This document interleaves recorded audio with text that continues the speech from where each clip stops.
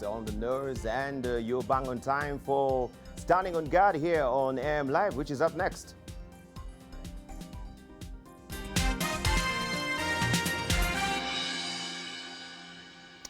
And we have our guests already in studio with us. It's a full house in the morning. Good morning, gentlemen. Good morning, Deba. Thank you for joining us today. There's a lot of we're going to be looking forward to as far as security is concerned as well. But let me just hear from you how you're faring. Last week we missed you, Brigadier. Where were you? Deba, thank you for having me again. Last week I had gone to a seminar to share my colleagues' issues of peacekeeping and how to do it best, both in the region and the world, both for the AU and the UN. Yes. Welcome back. What was the high spots or the highlight of that? Still the issues of how do we face our own issues back at home? How can the AU come on top of things and ensure that we put our house in order and be the lead in providing solutions to issues in Africa? Yes, fantastic. Dr. Mustafa, good to see you. Good morning. morning. See you too. How was your week? Week has been good. We were here last week. I know. Yeah, and here this week too, but we've been following the issues in Somalia very closely, the challenges that are there, the renewed clan conflicts inside Somalia that spill over into Kenya, and the fact that Al-Shabaab might have ordered ice cream and they're eating their ice cream on the sides, they're waiting for the clans to clobber one another and then go in, perhaps, and take Mogadishu. Fantastic. Ahmed Hashi. And of course, Somalia, we shall be looking at a delegation that was sent by President Uhuru Kenyatta, including the Cabinet Secretary, Minister of Interior as well. They had a meeting also with Abiy in Ethiopia as well. Yeah. So we shall be looking at that. My good friend Peter Kagwanja was asking me whether I was on the plane to Mogadishu. And I told him no. I was in Ngong Hills to visit my community there. And as my colleague here says, it's really important for all of us to look at this issue and really put it to rest, because we don't have any more important relationship in this between our country and any other country except Somalia. And unless we put that on a good footing, we're going to have a lot of problems in this country. Yes, right. Peter Kagwanja. Well, I'm fine. Where were you last week?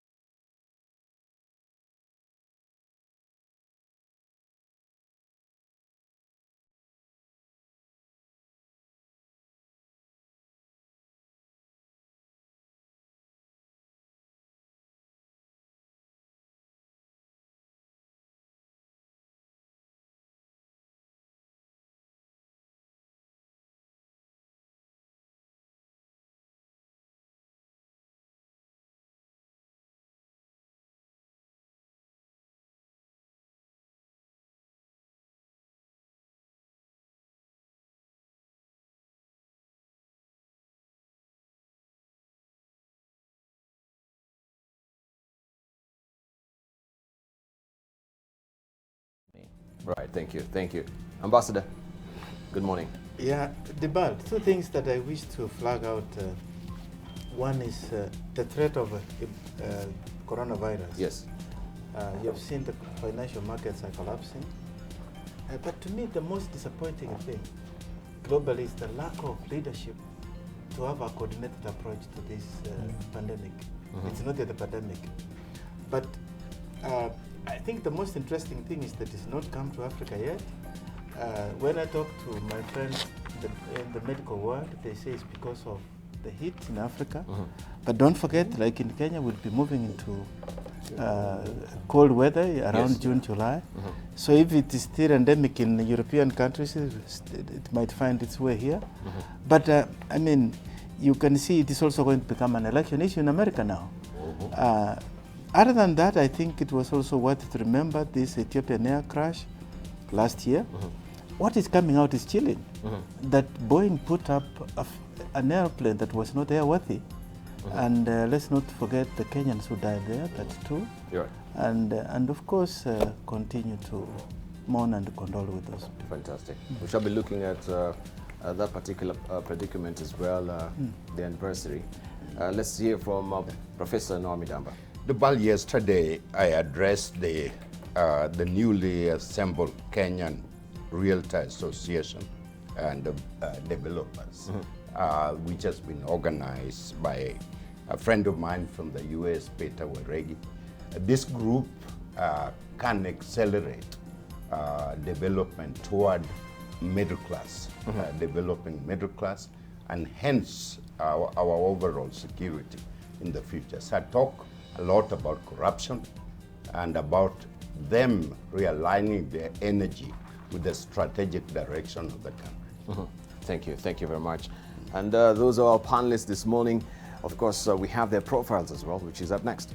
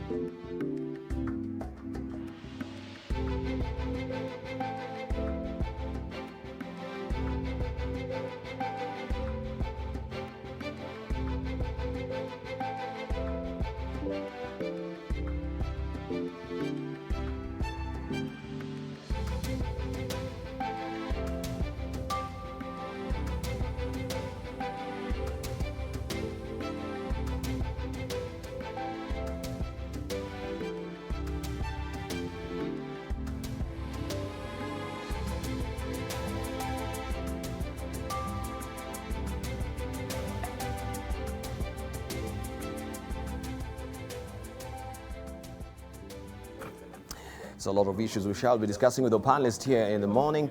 Standing on guard. Remember, you can hit us on Twitter. Live NTV is a Twitter handle. Live NTV is a profile name on Facebook, and 20686 our SMS portal. For now, we have the paper review fresh off the press. This is what is headlining the front page of the Daily Nation this morning. The cast of Kenya's vice presidency. That is the splash today. It's not the first time succession power battles have put number 2 in a sport. It's all about poisoned chalice here. Jaramogi Odinga took on his detractors while Mwai Kibaki suffered humiliation in silence, was branded a coward, but lived to fight another day. Only a few deputy presidents have escaped humiliation. Is history repeating itself? That is a probing question. In 1978, 1998, Mwai Kibaki at one point found himself restricted to his native Nyeri district, and few politicians would dare invite him to their district. He went through his humiliation silently, earning himself a tag, coward. Also tomorrow in the Daily Nation, how President Daniel Arap Moi's Vice President George Saitoti was brought on board by Moi's inner circle to replace the fast-rising Dr. Josephat Karanja. Professor Saitoti too had his share of troubles. He was poisoned by an unknown people and survived to fight in the cutthroat Nyayo era politics, only to die in a mysterious air crash. That is a story that you have it well fleshed out for you on page 6, 7 and 8 of the Daily Nation today. And also we have an insert here of the Deputy President William Ruto saying the system is out to stop him. Whether or not he'll break the jinx and become the first to succeed a living president remains to be seen. And the story, you have it inside the Daily Nation today. We shall also throw this to a panelist just briefly to talk about the system that the Deputy President was talking about. Also, 6 minutes of anguish before Ethiopia crash. This is on page 11, how pilots of ill-fated crash made frantic efforts to keep plane in the sky before it nosedived at high speed. Also, Rift leaders unite, meet Uhuru ahead of BBI rally. The Building Bridges Initiative rally in Nakuru got a shot in the arm after 9 Rift Valley, I should say, governors met President Uhuru Kenyatta at State House on Monday and briefed him on preparations. You can follow the story on page 5 of the Daily Nation this morning. The Standard is up next, and this is what you're waking up to on the front page of the Standard. I trust Raila with BBI. This is what Uhuru is saying. There is a consensus there. President hosts Rift Valley governors, stresses ODM leaders' key role in unity project, and why Nakuru rally must not inflame ethnic passions. You have this story continuing on page 6 of the Standard today. Also see a related picture. Here's President Uhuru Kenyatta with governors from Rift Valley at State House, Nairobi on Monday. They discussed plans for the BBI rally in Nakuru on March the 21st. And also inside the mighty fall of football star Ronaldinho, you can follow his story inside the sports segment in the Standard this morning. Let's move on and see what the star is holding for us. Will 2022 poll be Ruto versus Mudavadi? That is a question there. President Kenyatta and ODM's Odinga have quietly been working together. Decision by Uhuru, Raila and Musalia to attend a march last Sunday has prompted speculation, and you can follow the story on page 6 of the Star this morning. Also, Speaker Muturi's radical proposal to end cutthroat race for president.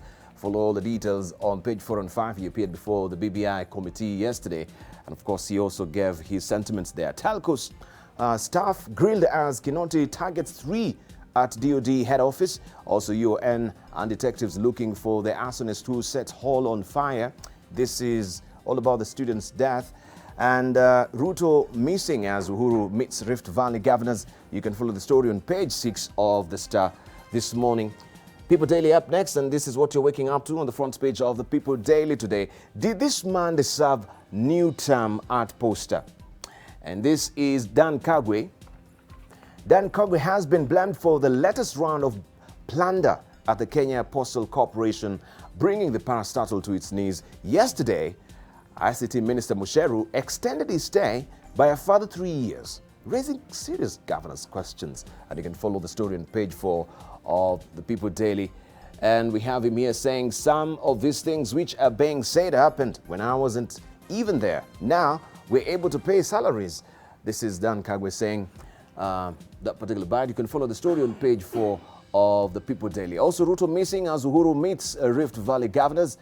Unusual ways in which can keep loved ones alive. You can follow all that in a Pullard magazine, all the taboo segment inside the People Daily. Also, Matatus join anti-coronavirus drive. Kenyan medics urge calm, say outbreak of deadly flu, which has claimed over 4,000 globally, is manageable. You can follow the story on page 8 of the People Daily this morning. Let's see what Taifa Leo is holding for us, and this is what you're waking up to on the front page of Taifa Leo today. Corona yatisha kuliko ugaidi, and that also we shall be looking intensively with our panelist. Corona yatisha kuliko ugaidi. Homa iliyozuka China na kusambaa duniani yalazimu watu kubadili tabia kwa hofu ya kuugua. You can follow the story on page 2 of Taifa Leo this morning. Let's buckle down to some business and we'll see what the Business Daily is holding for us. Talo shocks state with 204 billion shillings to Turkana oil bill. The Ministry of Petroleum rejects Talo's compensation bill, arguing it was excessive and not justified. British oil explorer Talo Oil is locked in a vicious fight with Kenya over the London Stock Exchange listed firm's demand of 204 billion shillings as compensation for its 6-year works in the Turkana oil fields. The Ministry of Petroleum has rejected Talos' compensation bill, arguing it was excessive and not justified. Oil firms recover their exploration costs over years once production and sale of the commodity starts, which in Kenya's case is planned for 2022. You can follow this story on page 4 of the Business Daily this morning. Also, coronavirus response. We have the Kenya Private Sector Alliance Chief Executive Carol Karuga speaking during a press briefing yesterday on the impact on the coronavirus outbreak in other parts of the world on Kenya's economy. With her also is KEPSA's head of public-private dialogue, Victor Ogalo. You can follow this story on page 2 of the Business Daily today. Bill shielding loan guarantors from asset auction collapses. A bill that sought to compel creditors to seize assets of defaulting borrowers before touching a guarantor's property has collapsed due to a quorum hitch in Parliament. The rest of the details tucked away on page 4 of the Business Daily today. On the ticker today, we have industrialists warning of U.S. export delays. Export orders to the U.S. will be the hardest hit if the disruption of supplies from China does not ease in 3 months. The Kenya Association of Manufacturers has warned in a report to the Trade Ministry. Also, 500 million shillings is the amount today, by which the upgrade cost of Kenya's South African mission houses has shot up. The story continues on page 6 of the Business Daily. City MCAs okays 3.6 billion shillings for pending bills. Suppliers and contractors owed billions of shillings by Nairobi County government can now heave a sigh of relief after MCAs approved more than 3.6 billion shillings supplementary budget towards settling outstanding debts. You can follow the story on page 4 of the Business Daily. KCB completes National Bank owners buyout. KCB Group has completed the compulsory buyout of dissenting minority shareholders of National Bank of Kenya after issuing 4.4 million of its shares, currently worth 212 million shillings, to the hideouts. You can follow the story on page 19 of the Business Daily this morning. Allow us just to see what is happening close country. We can head over now to Tanzania, pick up the Citizen for us. Mbowe, co-accused, fined 350 million shillings, spent night in jail. The Kisutu, I should say, resident magistrate court fined them a total of 350 million shillings, which they could not pay immediately and were sent to prison. This is how it looks. You can grab a copy for yourself. Also, we have Mwananchi still in Tanzania, and this is what is holding for us today. Vigogo nane Chadema wakamuliwa mamilioni. Just to zoom out and you see how it looks, you can grab a copy for yourself as well. This is the Mwananchi in Tanzania. We head over now to Uganda and try and see what the Daily Monitor is holding for us as a splash. Best LC5 bosses districts named. Best LC5 bosses districts named. It's a report card here. The assessment done in 35 districts scrutinized performance of district chairpersons of local governments in the 2018-2019 financial year. The story continues on page 4 of the Daily Monitor. Also, General Tumukunde meets police over 2021 consultations. You can follow the story inside on page 6 of the Daily Monitor in Uganda. Also, the scar of LRA war is inside. You can follow this on, it's a series inside the Daily Monitor. And cabin invest in Uganda, Museveni tells Europe, 3 die in septic tank, and the potential treatment for coronavirus. You can follow this story on page 3 of the Daily Monitor if you are in Uganda. Let's see what is happening in Rwanda. And this is your splash today. COVID-19. Rwanda seeks alternative sources of imports. Rwanda manufacturers, producers and importers are already seeking alternative sources of raw materials, with China's production and export capacity expected to slow down due to the coronavirus outbreak. Local businesses or business operators who spoke to the New Times said that to alleviate potential shortages, supplies and the rise in the cost of products, they are seeking alternative sources of imports. You can follow the story on page 11 of the New Times. Also, new visa regime comes into force. And we can see here passengers are checking in at Kigali International Airport. The new visa regime announced by the Directorate General of Rwanda Immigration is expected to boost traffic at the airport. You can follow the story on page 2 of the New Times in Rwanda. Let's move on swiftly to see what is happening also worldwide. We can pick the Wall Street Journal. Still, the world is smarting from the effects of coronavirus. Global markets stagger. Dow plunges 7.8%, suffering worst drop since 2008. Oil prices post biggest slide since Gulf War in 1991. Year-loan 30-year bond falls below 1% for first time. And index and prices performance year to date also, you can see how it is going down and down.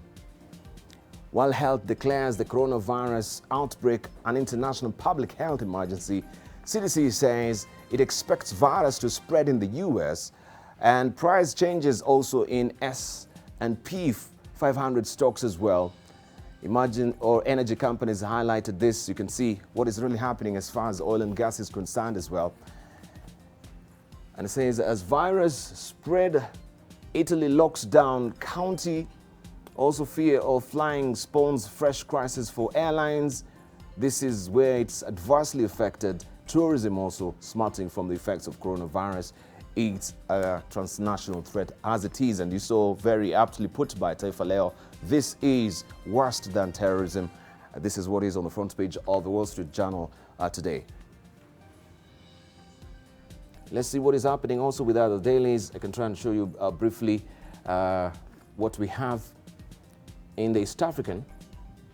And we just head over there quickly to bring you up to speed on the East African. If I have it here for you, just to give us a snippet of what is happening also in the region. Remember also the East African just recently rebranded, and I wanted to show you the new copy. I think it's eluding me here. Right, I'll show you much later in the course of the program. Right, so those are the dailies today, but I want to show you also what we have as the latest in the magazines that we do have for you. We have the Forbes magazine. Also, we have the Africa report for you. And the latest copy of the Forbes magazine looks like this. You can grab a copy for yourself. Graça Machel. People say I am powerful, but I care more about being impactful. And it is listing the Africa's 50 most powerful women.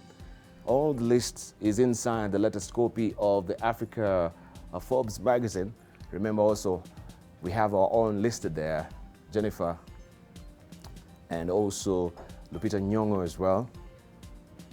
Jennifer Riria for her salutary efforts of making sure that women access finance, and also Lupita Nyong'o, of course, representing Africa and in the Hollywood and, of course, the film industry. That is how it looks. Make sure you grab a copy for yourself. Also, I have a copy of the Africa report. This is actually next month's edition. And this is Disruptors' exclusive ranking of top 50 Africans shaking up the status quo. This is how it looks for you. So make sure you grab a copy for yourself as well. This is April, May, and June edition 2020. That is the latest that we do have there as well. Right, up next we have laughter and levity for you.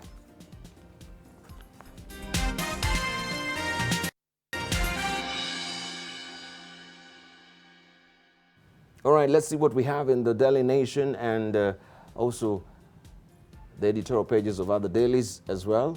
See what our cartoonists have drawn for us, and then also we shall chime in with our panelists as well on that particular note. This is what we have inside the Daily Nation today. Myth: Africans are not contracting coronavirus. And you can see the first aid box there. Is it a myth? Is yet to be seen. A report also coming to hand informs us that Burkina Faso has reported also some of the citizens who have been infected by the virus. So this really busts the myth as we know it, right? So we shall give you details of this as well much later in the course of the program. That is in the Daily Nation today. Let's see what we have inside the Standard and the Star as well. This is the Standard today, according to Gado, and it's all about the slugfest we've been seeing lately from the Office of the Deputy President and the Directorate of Criminal Investigations as far as Kine's death is concerned. Kipyegon Kene, I should say, rest in peace. You can see that is, I'll leave it for you to decipher that, as personified by Gado there. Arab seeing fighting, of course, with that particular face that I cannot pick out. And of course, looking on is Antoinette and Tinga, and it's getting murkier and murkier right now. So I'll leave it for you to decipher that. This is in the Standard today. Let's see what we have also inside the People Daily. And this is what Stano has drawn for us inside the People Daily today. BBI, power locations. And you can see the politicians, of course, occupying the better part of the BBI, a briefcase there. Wanjiku Chapfallen there. Anything for me inside, she asks. And then the small cat is saying some animals are more equal than others. This is all about BBI and power allocations. I can leave it for you to decipher that. Let's see lastly what we have in the Star and try and grab a snippet of what has been drawn by Ozone inside the Star today.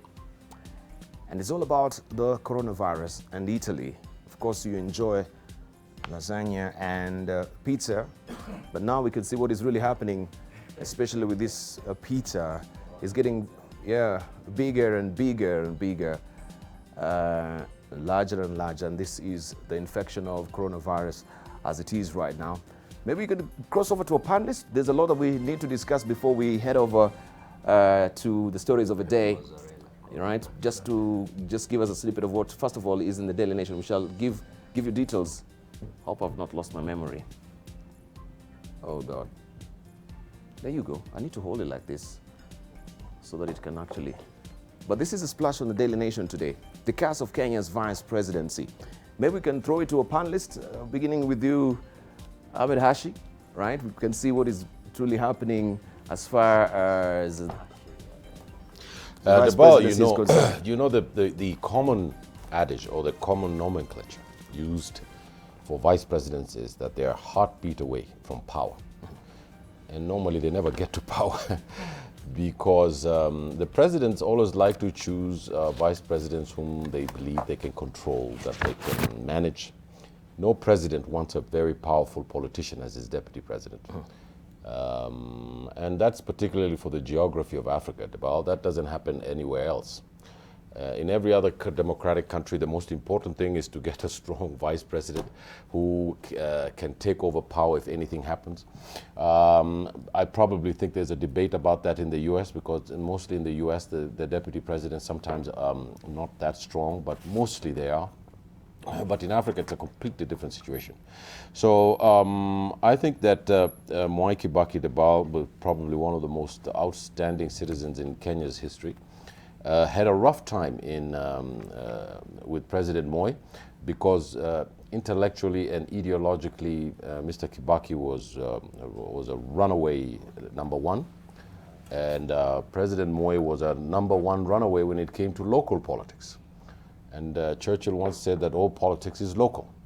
So I think that, since we're talking about the BBI and how to fix this country, I think that this question is really pertinent, and I commend the Daily Nation for bringing it up, because it's going to help us debate as to what kind of vice president we need. And the most important thing about a deputy president in Africa today is a president in waiting who needs to learn on the job, who has got strong acumen to lead a country, and who is chosen by a president who thinks nationally and thinks about what the next things that are coming in the country are. Thank you. In Uganda, you could see President Museveni doesn't have a deputy. In most of the countries in Africa, their deputies are not very strong. In the new BBI, we want the running mate or whoever becomes the deputy to be a strong person who can transition into power. All right, thank you. Right, Peter Kagwanja. I think this is the position of the deputy president is important, because as it has been said, you're just a heartbeat away from power. And now that also put a sharp focus on the character and capacity of the occupant of that particular position. And because you are under such sharp scrutiny, very many don't really make it because you are already prejudged. And you're prejudged against the person with whom you're ruling. Out of the total number of vice presidents we have had here in the country, I don't know whether 8 or 9, only 2 have made it to the top position, Moi and Kibaki, through 2 different paths. One through competitive election and the other one succession. But when you begin to look at them, they also portray 2 different characteristics. And I don't want to get into the details of that. But the rest have basically been, prejudged as either not worth the position or they have faced competition and lost their position. But then, what is the future of this particular seat? I think the most important thing is to think through BBI and see what the role of the vice president is. Yeah. And what is emerging from the various recommendations that have been made so far is that the vice president should be the head of the government business in Senate, which means that he's fully occupied in Senate, and therefore the deputy prime minister, one of the deputy prime ministers become his deputy in the House. And that means all the leadership within that coalition are occupied in a certain way, and therefore you can judge them from their action rather than just being successors or that heartbeat away. So I think the position of the vice president or deputy president is very important, but also integrity matters. And I think that's what is beginning to appear now, that questions of integrity, that you must be as beyond reproach as Caesar's wife. You cannot be elected as president if there are issues hanging over your head. All right, Dr. Mustafa. Yeah, the world over, the position of the vice president or deputy president is actually very important because if anything happens to the president, then you have somebody online to succeed the president. And one of the key elements that actually makes a vice president succeed is loyalty. You cannot see a deputy or a vice president disagreeing with the president publicly. If they disagree, it is in private. Look at Mike Pence. Mike Pence, the vice president of the US, should be, or looks like he's much more intelligent than Trump. He's never disagreed with Trump. Even when Trump makes very stupid mistakes, he'll actually be there nodding. It doesn't mean he's stupid. So loyalty is important. You cannot, anywhere in the world, particularly in mature democracies, see the vice president disagreeing with his or her boss. And unfortunately, in most African countries, especially where the vice president or deputy president has ambitions for power, tries to disagree with the president publicly so that he or she is seen to be to have some grit and would take on or is a good leader. That never works. And actually, if you look at at Daniel Arap Moi and Mwai Kibaki, they were very loyal to their presidents, very loyal to their president, even when they were being harangued, put down, even beaten. Sometimes they still remained loyal to the President of the Republic of Kenya. All right, thank you. Professor Naomi Damba.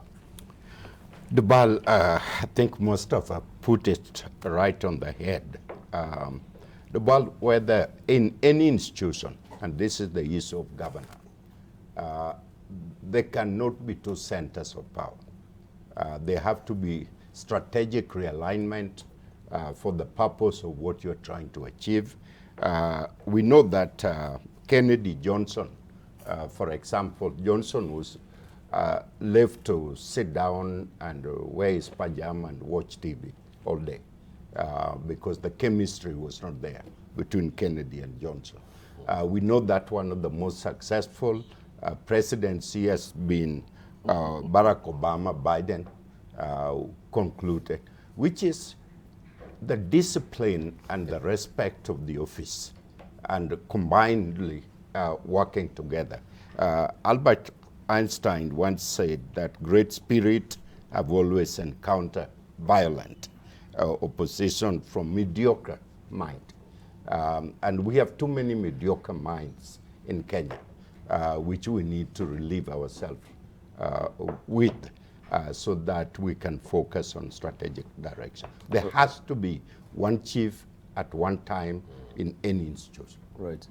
And I hope that is not inclusive of this panel. The mediocre minds that you're really talking about. No, Bidamba. Of course not. Of course not, of course. Let's hear from Ambassador Erastus Mwenche. Yeah, I couldn't agree more with my fellow panelists. Debal, I've been privileged to watch this phenomenon in Africa, and of course the rest of the world is there for us to learn from. Staying down in Zambia, I watched what was happening in Malawi. In Addis, I watched what was happening all over the continent. Second slot is always very difficult because you have to shadow your leader, but not also be seen to be overtaking them. In fact, I was always worried when I saw, particularly here in Kenya, the first term of Uhuru Ruto, there was that camaraderie, and they would come out looking like equals.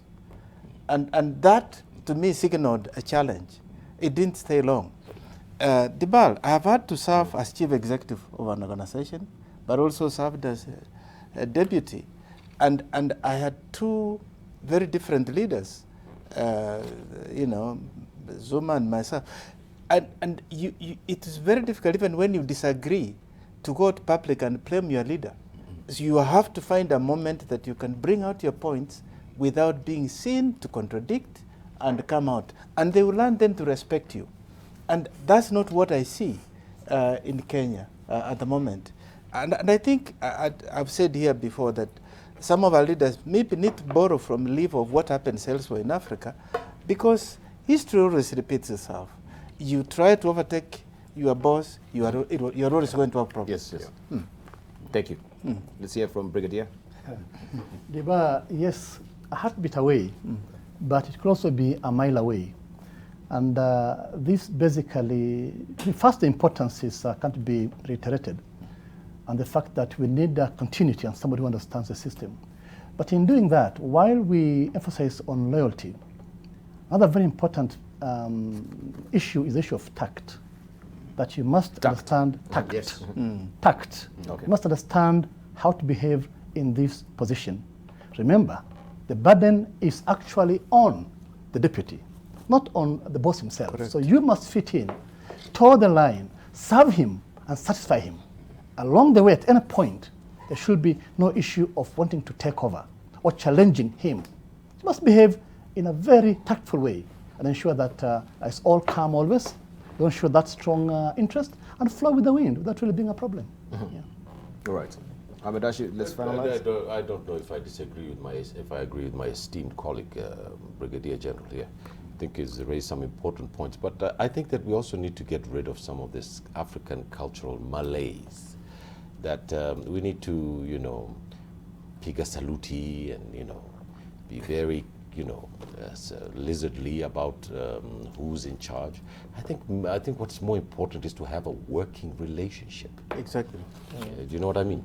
I mean a working relationship based on the chief, you know, knowing that he selected this person and asked him to be his deputy, and he's going to be, no pun intended, to be the brigadier general, while the other guy becomes the lieutenant general. So of course there's a chain of command, but the culture, the Bali, you've seen how when ministers and senior civil servants walk into an office, everybody freezes. People act like policemen and hold their hands like this, as if to show some kind of, you know, this kind of authoritarian culture, Debal, is not good for our country, it's not good for our democracy, it's not good for our economy, it's not good for us. We are a free people, and there are men and women who died in this country, Debal, from the Land and Freedom Party to the second liberation to the third liberation, to make us more democratic and to make our cultural habits much more humane. And I think the most important job between a president and a deputy president is a working relationship. Not for the deputy president to go and hide there with somewhere in the kitchen and let the president do his job.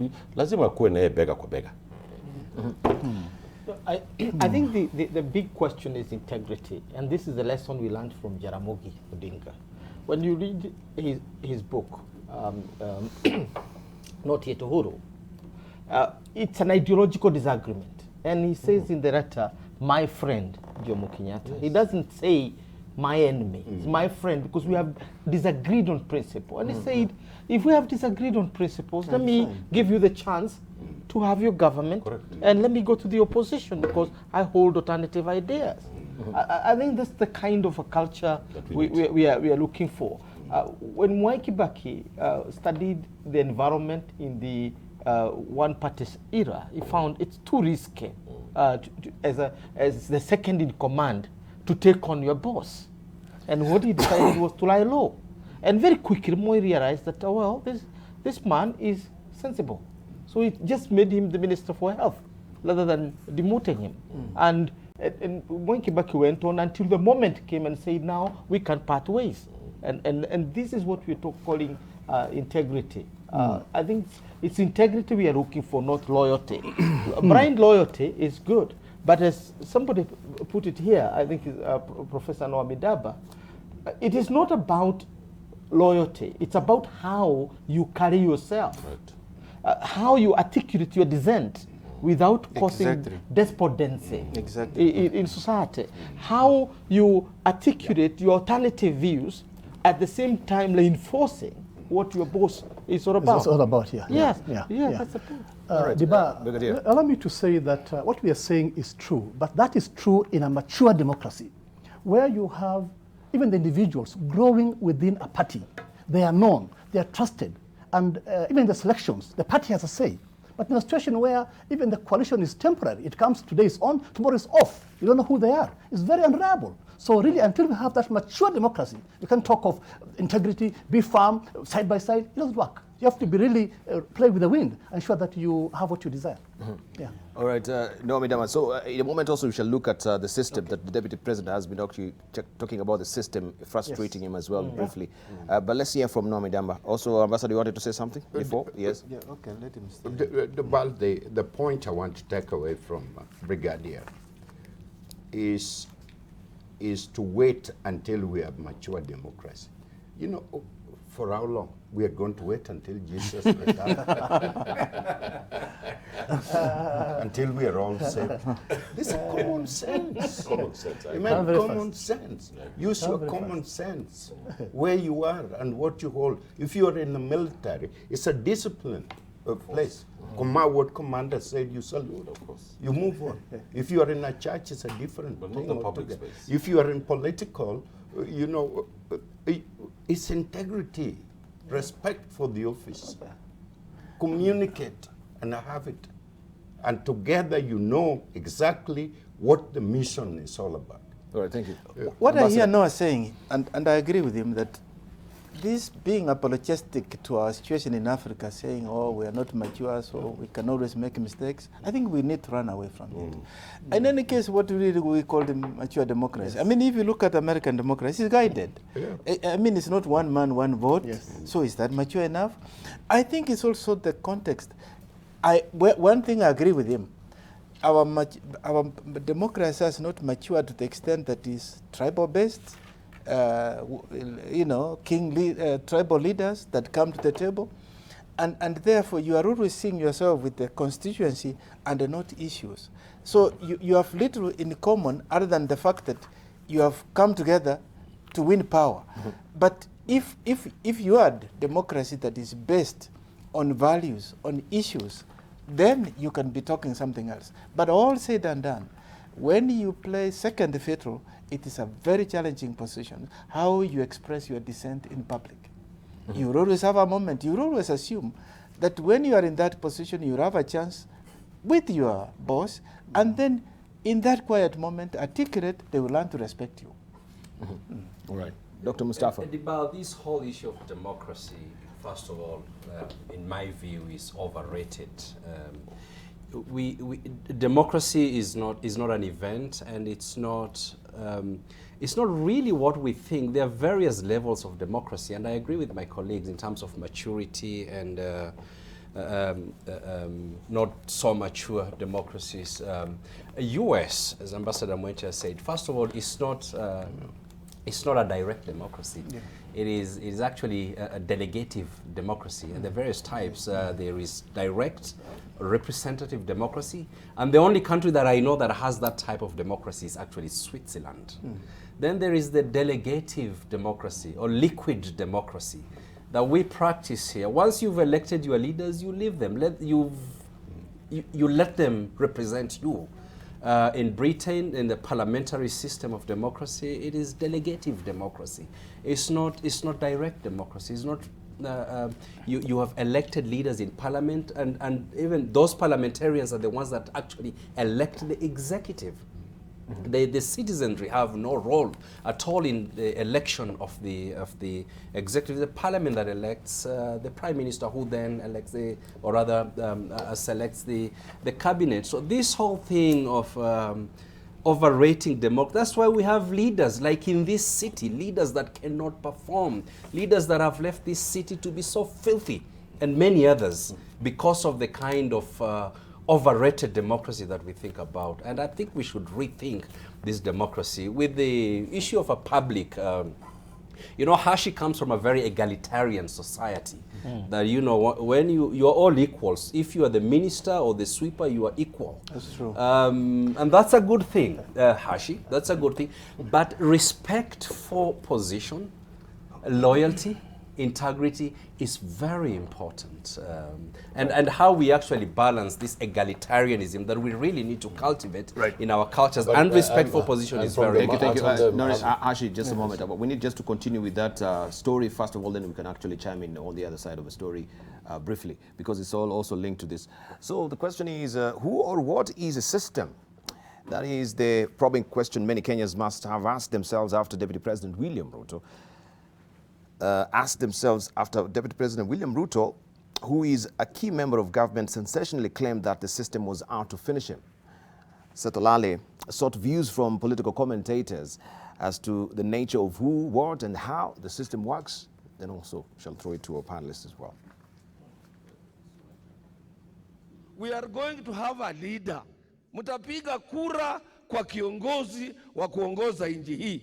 Na kati ya hao viongozi watakuwa kwa serikali William Samoei Ruto, Boni Halwale, na hao wote ambao wako mrengo huo hawatakuwa ndani ya serikali. Those executing this scheme, this elaborate scheme to undermine and destroy my office and ostensibly to stop me using all these schemes, I want to tell them they may have the system. They may have whatever they have. But I want to tell them we have God. If they have the system, you have a network across Kenya of millions of Christians who are praying and standing with you. Hakuna system na deep states kuliko ile ilikuwa na Goliath. Lakini Daudi alikuwa na siri. He knew the secret. Kwamba sio farasi ya vita. Na sio ile kijiti ya vita. Na sio deep state. Na sio naambiwa kama Matiang'i. Return of the system. A system so powerful that it's the one calling the shots right at the center of the country's governance. But just who really is the system, or the deep state as alluded by Gatundu South MP? Very influential people in and out of government, and they can influence the way the government behaves. And those others who may not be part of the clique then find it difficult to get their views heard and things like that. But it's difficult to say that this is the deep state. Here it is. Yes. You can't. Because the people involved, in some places they call them what? The establishment, like in the US. It's called the establishment. It's not just the deputy president complaining of the system. I'm told that some CSS and the PSS are bragging that the CJ will or should be removed before the end of this year. Really?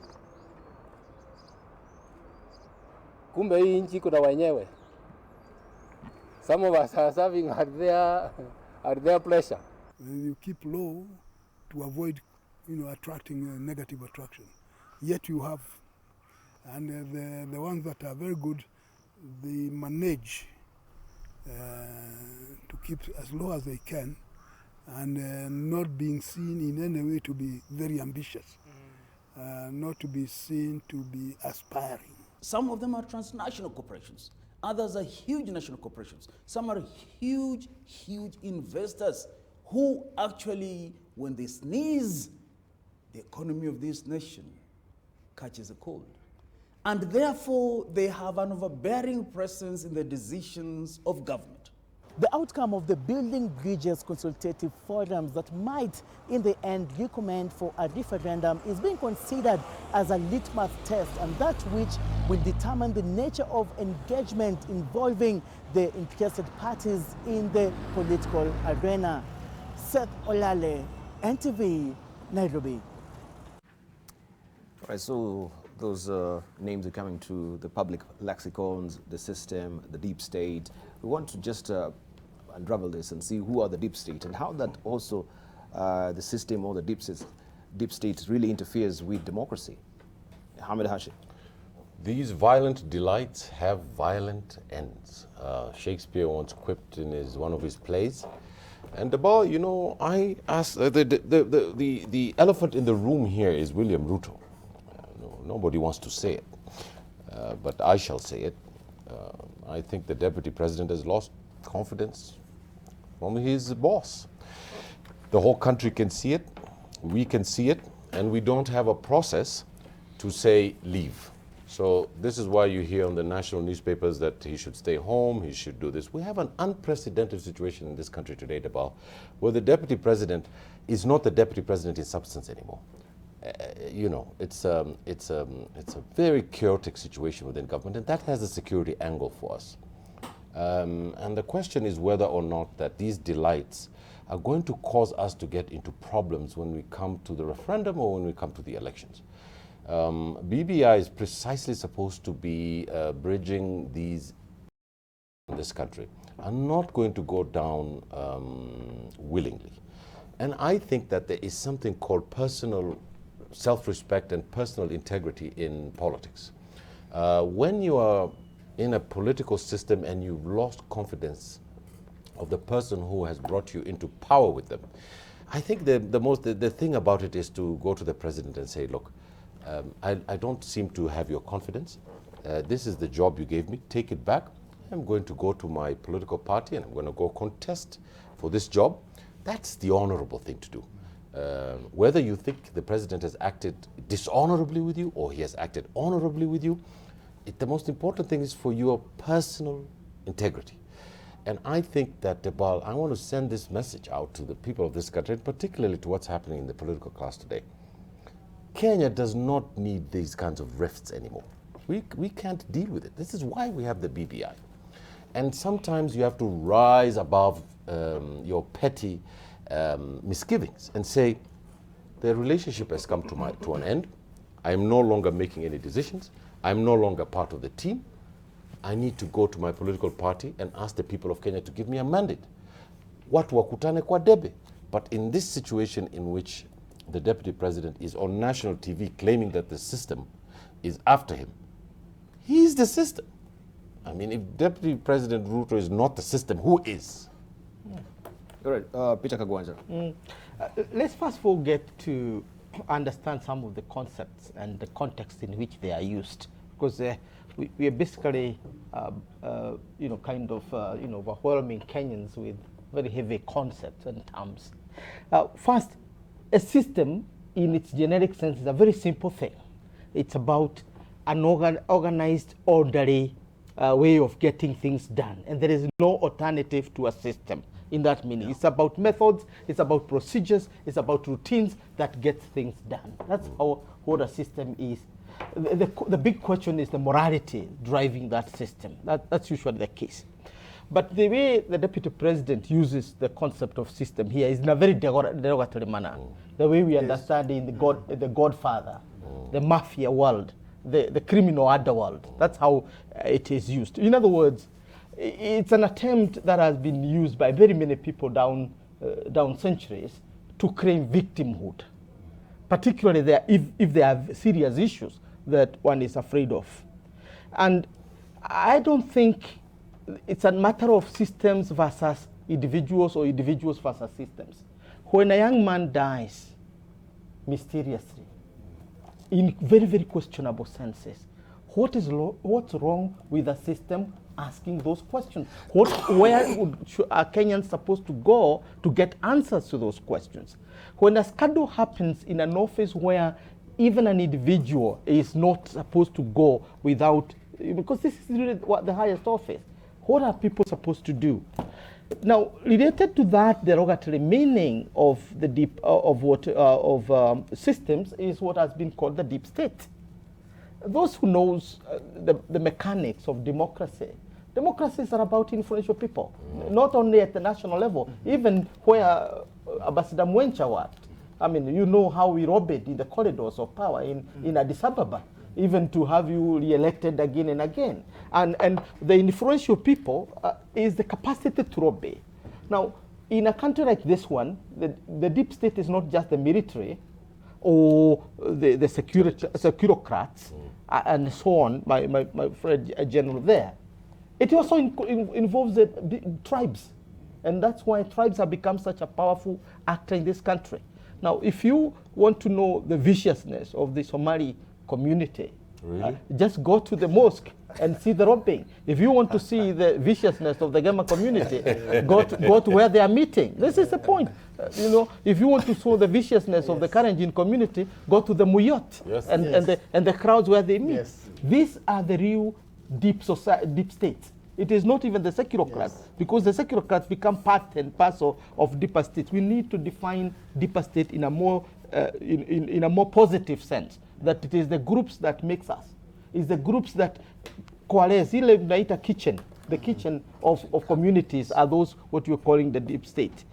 But when you start now, say, system versus me, and you are inside the system, you remind me of Churchill, what we call the prerogative of the harrod. You want to eat it, and you want to be inside. This is Churchill, not me. The prerogative of the harrod. You are inside, and you are denying that you are not inside. Check the prerogative of the harrod. Yeah, prerogative of the harrod. You're making Dr. Mustafa's eyes bug out with the prerogative of politics. I think it was Ronald Reagan who said politics might have been the second profession in the world, but it's not any different from the first one. And this is where the problem is, Dibal. When you talk about the deep state, the tribal enterprise that our politics has become. And that's where we must face it. It's about poverty. Ni umaskini tu. It's about tamaa, greed. It's what I'm going to eat there, and that's what we see.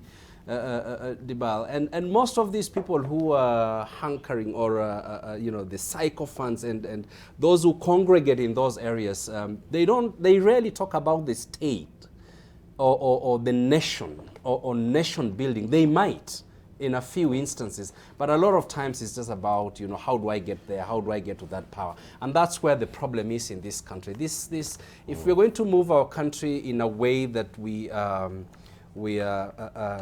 not undermining the negative aspects of a tribal enterprise and focusing a lot on ethnicism rather than deploying our different ethnic identities for the benefit of this country, then we are going to get stuck and we won't move far. So, we need to take a short break, before we come to you. And then the question that we need to ask ourselves, then what is the essence of having a BBI? The essence of us really, going to the ballot, and you say, tukutane kwa debe. But at the end of the day, we find that there is a selected few who will determine the trajectory, who will determine, the way forward for the country. So where is democracy in all this? You've talked of all these, different facets of democracy, delegated, which was the other one I forget that you're telling me. Direct democracy. Liquid democracy, yes. Yeah, and all, even a liberal democracy. And we wonder in the first place, what is a liberal democracy in that sense as well? So how is the system also affecting, you know, the space of democracy? We want to look at this on the other side of a break before also we'll get granular with other issues as well as far as international politics is concerned. Don't go away, much more coming up on the other side of a break.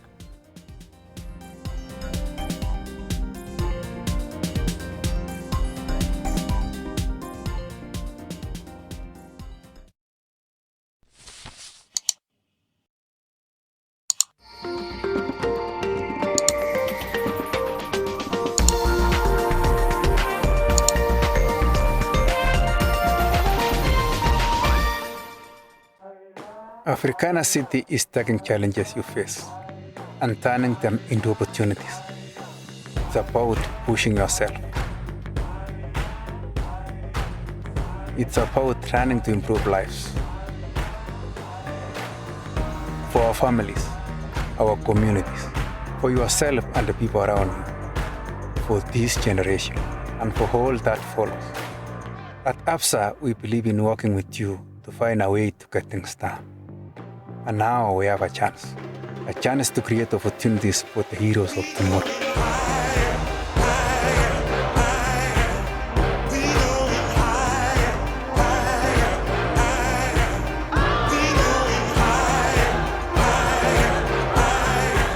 Join us in the Touch of Possibilities run as we celebrate the bright future of Kenya. We love Africana City.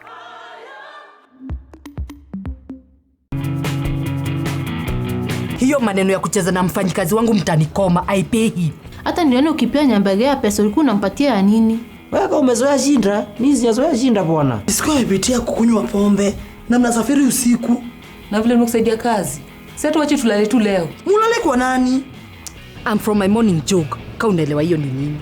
Wacha kujifanya uko klasi yenye hauko na tunaishi kama gwade sisi wote chiwa the girl phrase. Lakini surely madam, ukienda jogging for 3 minutes, una expect to burn calories gani? You run is your mouth is too much. Nanita madhe on what grounds?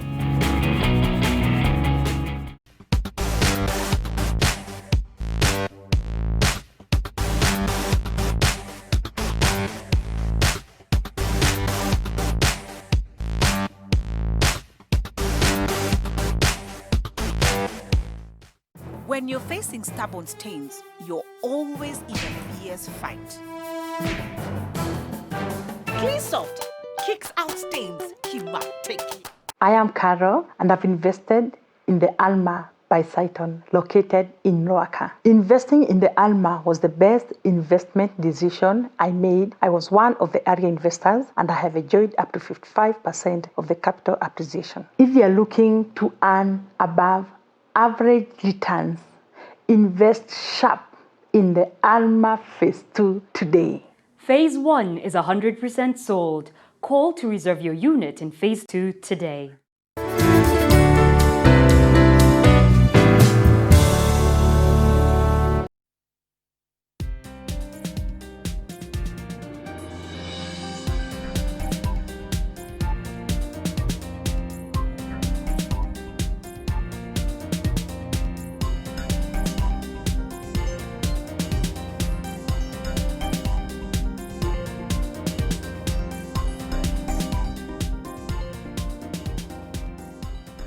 Welcome back. You're watching Standing on Guard. We're keeping an eye on the enemy. We're looking at the system. What truly is the system here in the country?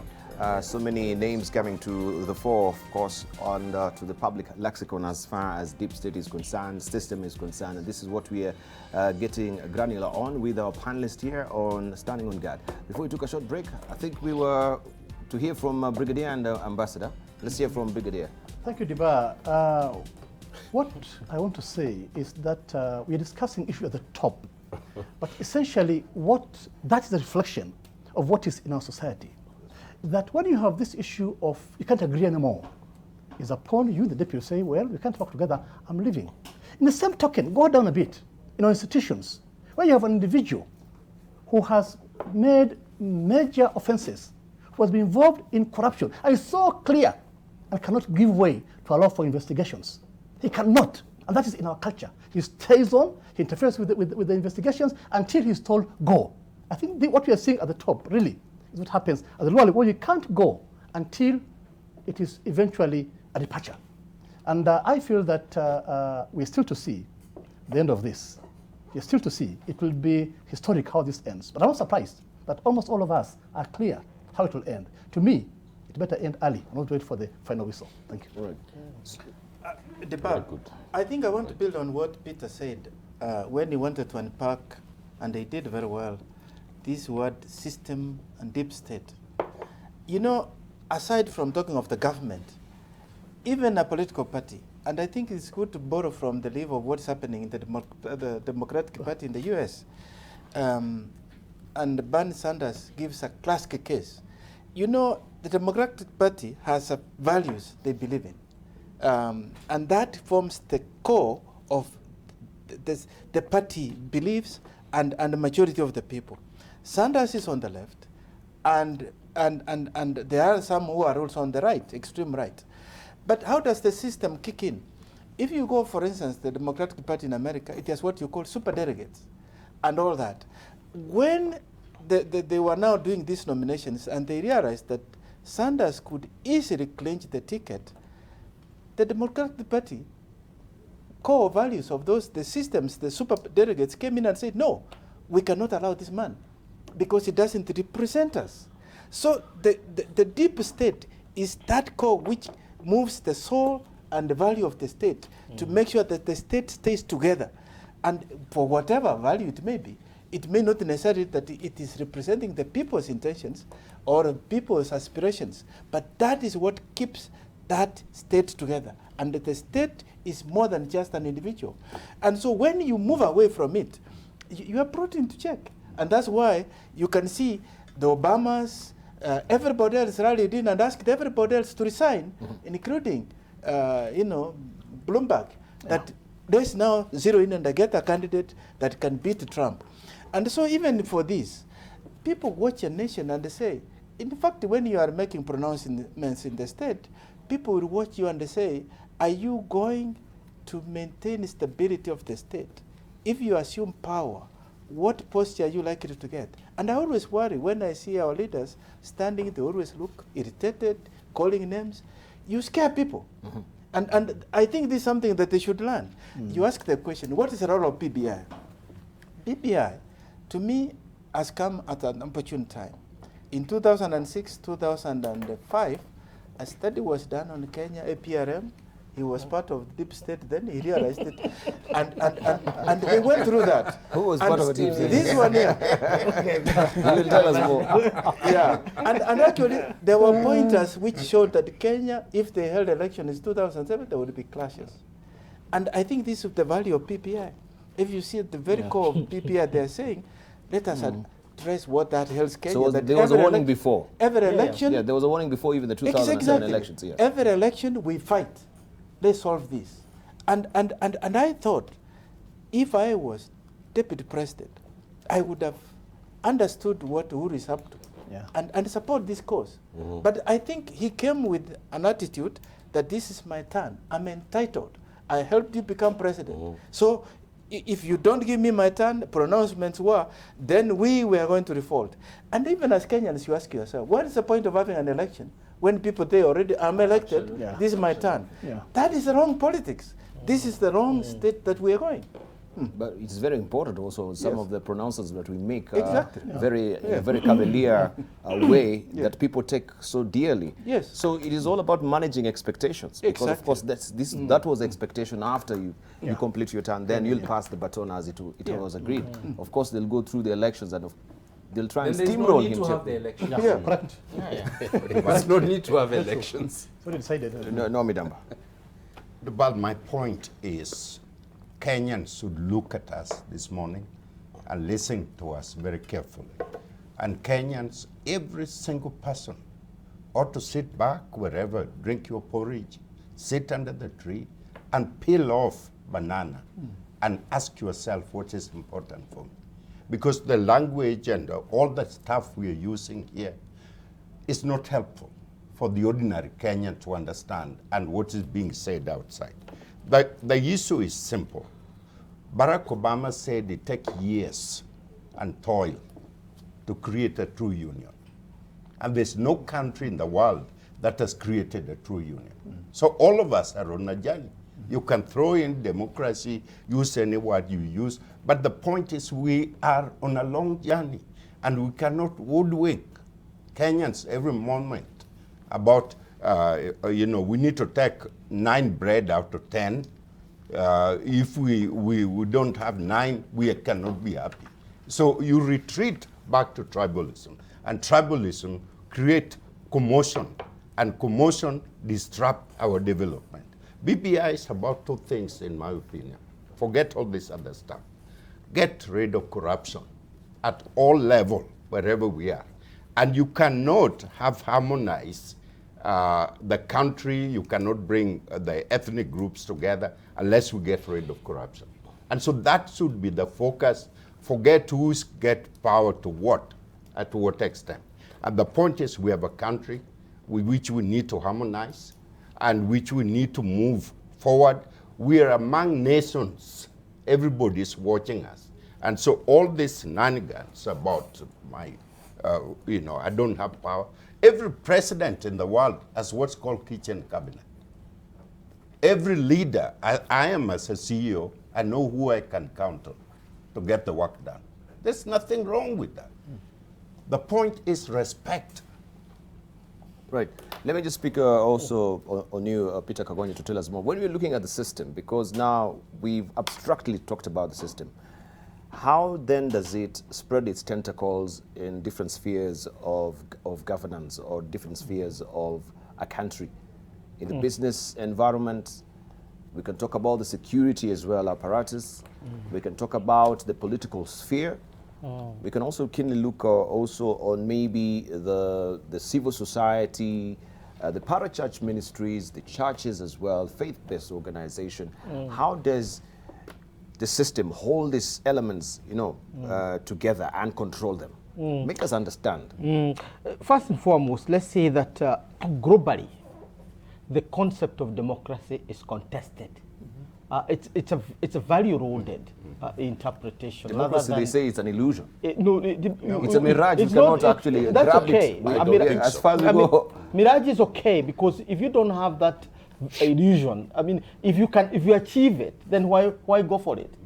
So you set higher standards so that every day you walk towards that end game. So democracy is simply that, a vision that generations and generations will work towards. And there's no day you wake up and say, here comes democracy, I have it. No, you can't, because that would be the end of the world. Correct. Because you have to have something you are aspiring to. So what is democracy? Therefore, democracy is simply an interpretation. The kind of democracy we are talking about is as old as 1776, the American Revolution, what we are calling liberal revolutions in America and France. That's what gives us the current aspirations, where the individual is the most important actor in a democracy. Now, when you look at the other side of democracy, the Eastern democracy, we are talking about the community, what Professor Beatty would say, I am because we are, and because we are, I am. That's not the same idea you get from Western individualism, where I am because I am. The Ubuntu versus Western individualism. Therefore, the interpretation of democracy is where humanity, either individually or collectively, achieve their common aspirations. You have your freedoms to realize yourself, but you are working within a constrained environment because your rights end where the rights of others finish. But let me make this point. Even though we say democracy is an illusion, there is something we expect from it as we live. First, the morality of things, that there must be some form of morality. Democracy is twined up with 2 other concepts that are now giving us all this trouble. One is capitalism, because democracy and capitalism are going hand in hand, particularly in the liberal sense. The second is market. Now, when you say democracy, capitalism, and the market, what makes them succeed is morality. What is falling apart in Kenya is where we have Democrats who are not respecters of morality that underpins capitalism. You want to be rich because you occupy a position, you want to be corrupt, and you want also to be not reachable. But this will gravitate the debate even much further to issues to do with the relativity of morality. What is moral to you? There's no moral bar that is a standard to everyone. No. Right? But Debal, if I could just interject for just 1 second. Yes. Debal, let him finish, then we come to you. Let him just finish so that we don't lose that track of thought. No, there is no shortcut to what you can call public morality. There is no alternative to it. For example, it is wrong in law and in morality to steal from public coffers, because that's our common resource. Thank you. It's wrong to kill. Thank you. Debal, you'll still come back to the system because you haven't answered my question. Debal, I just want to, Debal, if we can make this. Allow me to actually rope in Dr. Mustafa, because he will be leaving shortly. So we'll have also the well of time. Dr. Mustafa. Yeah, Debal, democracy comes from the word demokratia. It's a Greek word, and it's the Greeks that started democracy. And in the best fashion of direct democracy, representative democracy, where individuals... Which we all agree. That's right. Yeah, which we all agree. But what we're saying is... it's not an event. If you listen, absolutely. If we try and grab democracy, that will be the end of the world. Yeah. And we're asking, is democracy truly a mirage that we cannot achieve it? Then it's something which will always be making we cannot have a perfect democracy. And as Professor Kagonja is saying, it's not an event, it's a process. We are continuously aspiring to move and to get to that ideal of where each and every individual or a collective actually contribute to the discussions and agreements and consensus building of what kind of a society we want to have.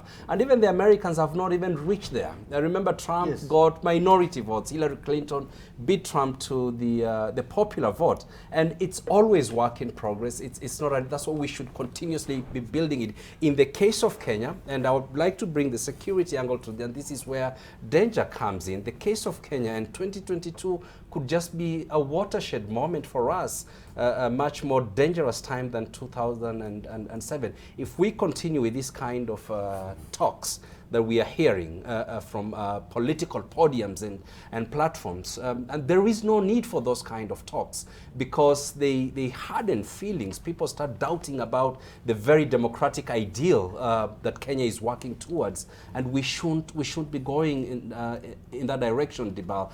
There are components of democracy. One is stability, security. Without that, it's very difficult to have a democracy. For example, in Somalia today, Farmajo has signed a bill into an act of parliament that is going to be, they're going to engage in a universal suffrage. How can they? They cannot. It's almost impossible for one man, one vote in a divided, fractious society like Somalia, where there's so much trouble with security at the grassroots. It's not going to be possible. It's possible in Kenya, it's possible in Ethiopia, it's possible in areas that have stabilized, and therefore they can engage in a universal suffrage. And this is what we want to. I mean, Kenya, you have that universal suffrage, but it doesn't mean that it is the the best. You need educated societies. You need societies, individuals that can make up their minds. That's why we sometimes elect drug lords to lead our cities. Because we think the handouts that they give, whether it's 100 shillings or blankets to the slum dwellers, is something that people aspire for, and then they vote for them because of that, rather than their policies, Debal. Right. Well, Debal, I think that probably the easiest way for the public to understand the debate that we have, because we don't want to have a rarefied debate, because for the public it's important for them to understand and be given, to have a discussion with us instead of us giving them direction. So, Debal, maybe we should look at this thing from this point of view, from a secret society and an open society. So a secret society, Debal, is clandestine. It works within itself. It does not have any legitimacy, it has no moral compass, because the moral authority of governance is derived from the people. And this is an old concept. The question is whether we are being weighed down by the history of our ancestors in our history, not to clearly see where we should move to. And of course, my panelists are correct in saying that democracy is an experiment. And that's precisely why, Debal, we have this Building Bridges initiative.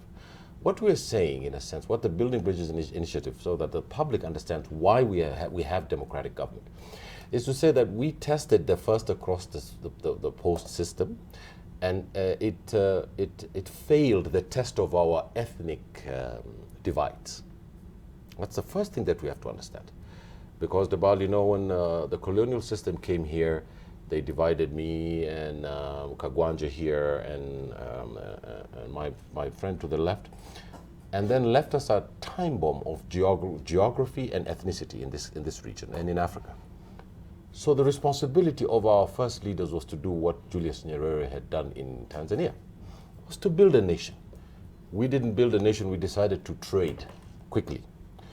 And the chickens are actually coming home to roost. The mistakes that we made in 1960, Debal, are being, today as we speak with the Building Bridges initiative, we're trying to go back to 1960 to fix that ideological dispute between Jaramogi Oginga Odinga and President Jomo Kenyatta. That division that day tore apart the nationalist fabric of this country, and we're paying for that decision up to today. The two sons of those two gentlemen have come back and have decided, oh, on that day we messed it up. Can we try and go and fix that fabric that we tore apart and try and bring this nation together? And Debal, this is a very critical thing for us. If a government is the best form of democracy, is the best form of governance today, it doesn't mean that it is a good system. It is just better than a monarchy. It is just better than fascism. It is just better than authoritarianism. But we have to work to craft our own democracy. And this is why I've always said about that we should not look outside to go and find out what we should do. We should look inside ourselves to say, how are we going to fix these problems? How are we going to get the best out of our citizens? And what system is going to really help? And today, as we speak, Debal, and today as we debate these issues, the people of Kenya know what the problems of this country are. And they know. And that's why we have this process of seeking, how shall we try and fix their divides? What institutions should we create to represent us? Thank you. How do we bridge the gap between our economy, our ethnicity, our genders, our faith? You could see that the other day the deputy president said that this is a Christian nation. I mean, it's outrageous. These are the kinds of statements that leaders in this country should not say. We have our trouble trying to fix the ethnic differences we have. We anataka kutupeleka mambo ya Syria. All right, let's hear from Brigadier. Well, Deba Hash has put very strong points forward, and in terms of trying to define what we call this system. And I want to see it from the angle of maybe the disciplined forces in terms of what you call that system. And to me, it's an institution where you have procedures, practices that you can count on. In fact, built on ideals and values that you all respect, and which, if you go contrary to, the actions are very severe. Where we have expectations, I look at you and I know how you will behave, and I expect that from you. So that the same token, if you give me a task, we can all tell the expectations, what will come out of it, because I'll deliver it with the highest degree of loyalty and integrity. And therefore, at any one time, we all trust and believe in each other. You can count on me, I count on you, we are buddies. And that system therefore becomes very strong, and it's built over time so that eventually it becomes a way of life. It becomes a practice. I can look at my boss and tell how he'll behave in certain situation. He can look at me and tell what to expect from me. The future is promising because we all look forward to a very bright and promising future. That I think what we are lacking. The ideals and values that we all aspire to, which we want to live with, and where we have a certain wrongs being done, we can all say that is wrong and deal with it squarely without running away from it. What we have now is a system where it is there. And I hope also for the BBI, it will bring something that can bring us together, that we can cherish and build on. Something that, you know, in the future, can build a future for us.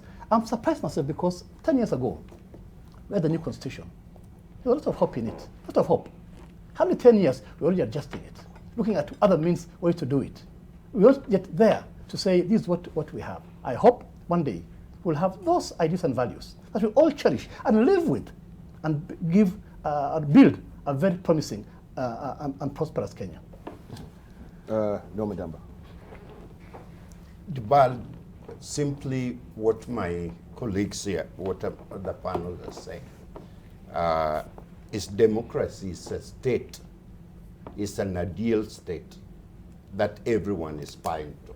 All countries in the world, where there's Mao Zedong, where there's French Revolution, where the transformation of the British Commonwealth, where there's America, Jefferson, everyone, trying to reach that ideal state. How do you measure that ideal state? Ideal state is measured by individual citizen. Can I be able to work hard and get reward for my effort? Can I be able to own a home for my family and a piece of land? Can I be able to have a choice to send my children to my school of choice? Can I be able to access a medical facility based on the tax that I'm paying? That's what every citizen, every Kenyan is looking for. And therefore, let's not be camouflaged by this political side so, which say my ethnic group is losing, this and this is happening. Forget it. Let's focus on creating one Kenya, one nation, and a one goal. All right. Okay. So let's wrap up on... yes, please. I'm saying let's wrap it up, but still I've not really understood how it percolates on business, what I'd asked before to the church. You've not, all of you answered my question. Maybe Erastus Manche will attempt to do it. Okay. Maybe then, let's first of all then, as Mustafa did, continue to go granular on the word democracy. And I think the best part to start from is look at what the dictionary says. It says... No, we've struggled with democracy. All of us. Yes, but we don't want to belabor the I want point. to start from. Because if you understand the meaning, then you can be able to build up. It says very clearly. I think all of us were in agreement on the meaning. We're not disagreeing. Okay. Aren't we? Yes. All of us, we're not. Are we disagreeing? No, okay, fine. If we are in agreement, yes. Then let me of bring time. it here. Yes, please. Why is it very difficult in our system? Because if you look at even in mature democracy, the challenge has always been, how do you make sure that the entire population is represented in that system that you are building, the ideal that you are building? Now, here, this is where the challenge comes to our system. Because if you look at democracy, the way we build it here, and this is what Ashi said, we are on tribalism entities that have come together representing tribes. And that's why there's a challenge in Kenyan politics, because you come not representing certain ideology, you come representing your tribe. And so if you come representing your tribe, your values will always reflect and resonate with the tribe, because it's what sends you as a delegate, is what backs you. And so building a nation state is very challenging. And to build a nation state, and this is why it's important for us when we're talking of parliamentary system, because parliamentary system will still be, the danger with it, you can still find the big tribes. If you look at the data that came out of the census, some 5 tribes constitute about 65% of population in Kenya. If those tribes then decide to come together and they say, okay, we are going now to form a coalition that will govern the country, then they will start challenging themselves. But what is the values within our and how do we bring the rest of the people? That's why parliamentary system helps you to move faster towards democracy than presidential system. Because presidential, you always see yourself as individual. And all these factions are looped in to support a system that will give them a stake that will represent their values in that state. Thank you. Peter Kagwanja? Yeah, I think I want to be very quick and say that democracy is about responsibility. You vote, you choose, and you execute whatever it is that you are doing today. If you have an office you are occupying, you are also expected to make democracy work by enabling that office you are in to function. That's why one of the most celebrated quotes in the 20th century is by Stanley Baldwin, which is a British politician, which was quoted again and again by Churchill. And he says, and I quote, "Power without responsibility is the prerogative of the harlot throughout the ages." And that is the enemy of democracy. When you want to have power and you don't want to have responsibility. You want to say you are not in the system and you have motorcades, you have all the trappings of power behind you, and you want to say you don't have a system. That is what we are calling the prerogative of the harlot. And that is the trapping of the century. That is what Jaramogi Odinga avoided. That if I am criticizing the system, I step out. Because I cannot say the system when I am in. Thank you. Right. Lastly, just before I leave. We'll just release you. So maybe you can also give your closing remarks. Yeah, yes. And the danger in the kind of a democratization that Kenya is moving towards will take us to perhaps an ethnocracy where you have one tribe or two tribes, just a leading. We may want to engage in some kind of a consortio-sional model where you have some kind of elite pacting. I agree. But that's in societies that are fractious, that have been engaged in civil wars, like Lebanon and others. What we want to avoid by all means is some kind of an ethnic hegemony. Where you have, it's the kind of the tyranny of numbers, as one of the scholars put it. We want to avoid that because that leads to more conflict. The best is to have an inclusive community that everybody, every community is going to feel secure.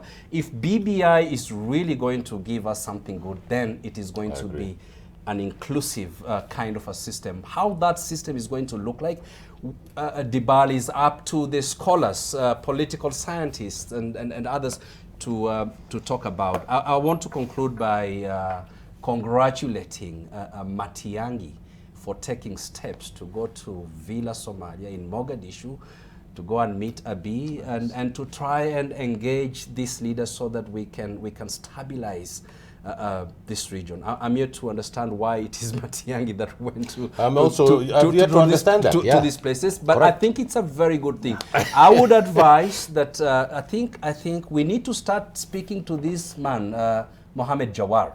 I think he's the one who's going to win the elections in Ethiopia. And we need to start talking to him and let us engage across the board to stabilize this region. What polls are you running? Are you running any poll? What poll are you using? I'm not running any poll. It's actually the sentiments. There are polls that are father of the revolution. Let's not go with the sentiments. We want to talk about democracy, and of course, we know the outcome of democracy, as it were.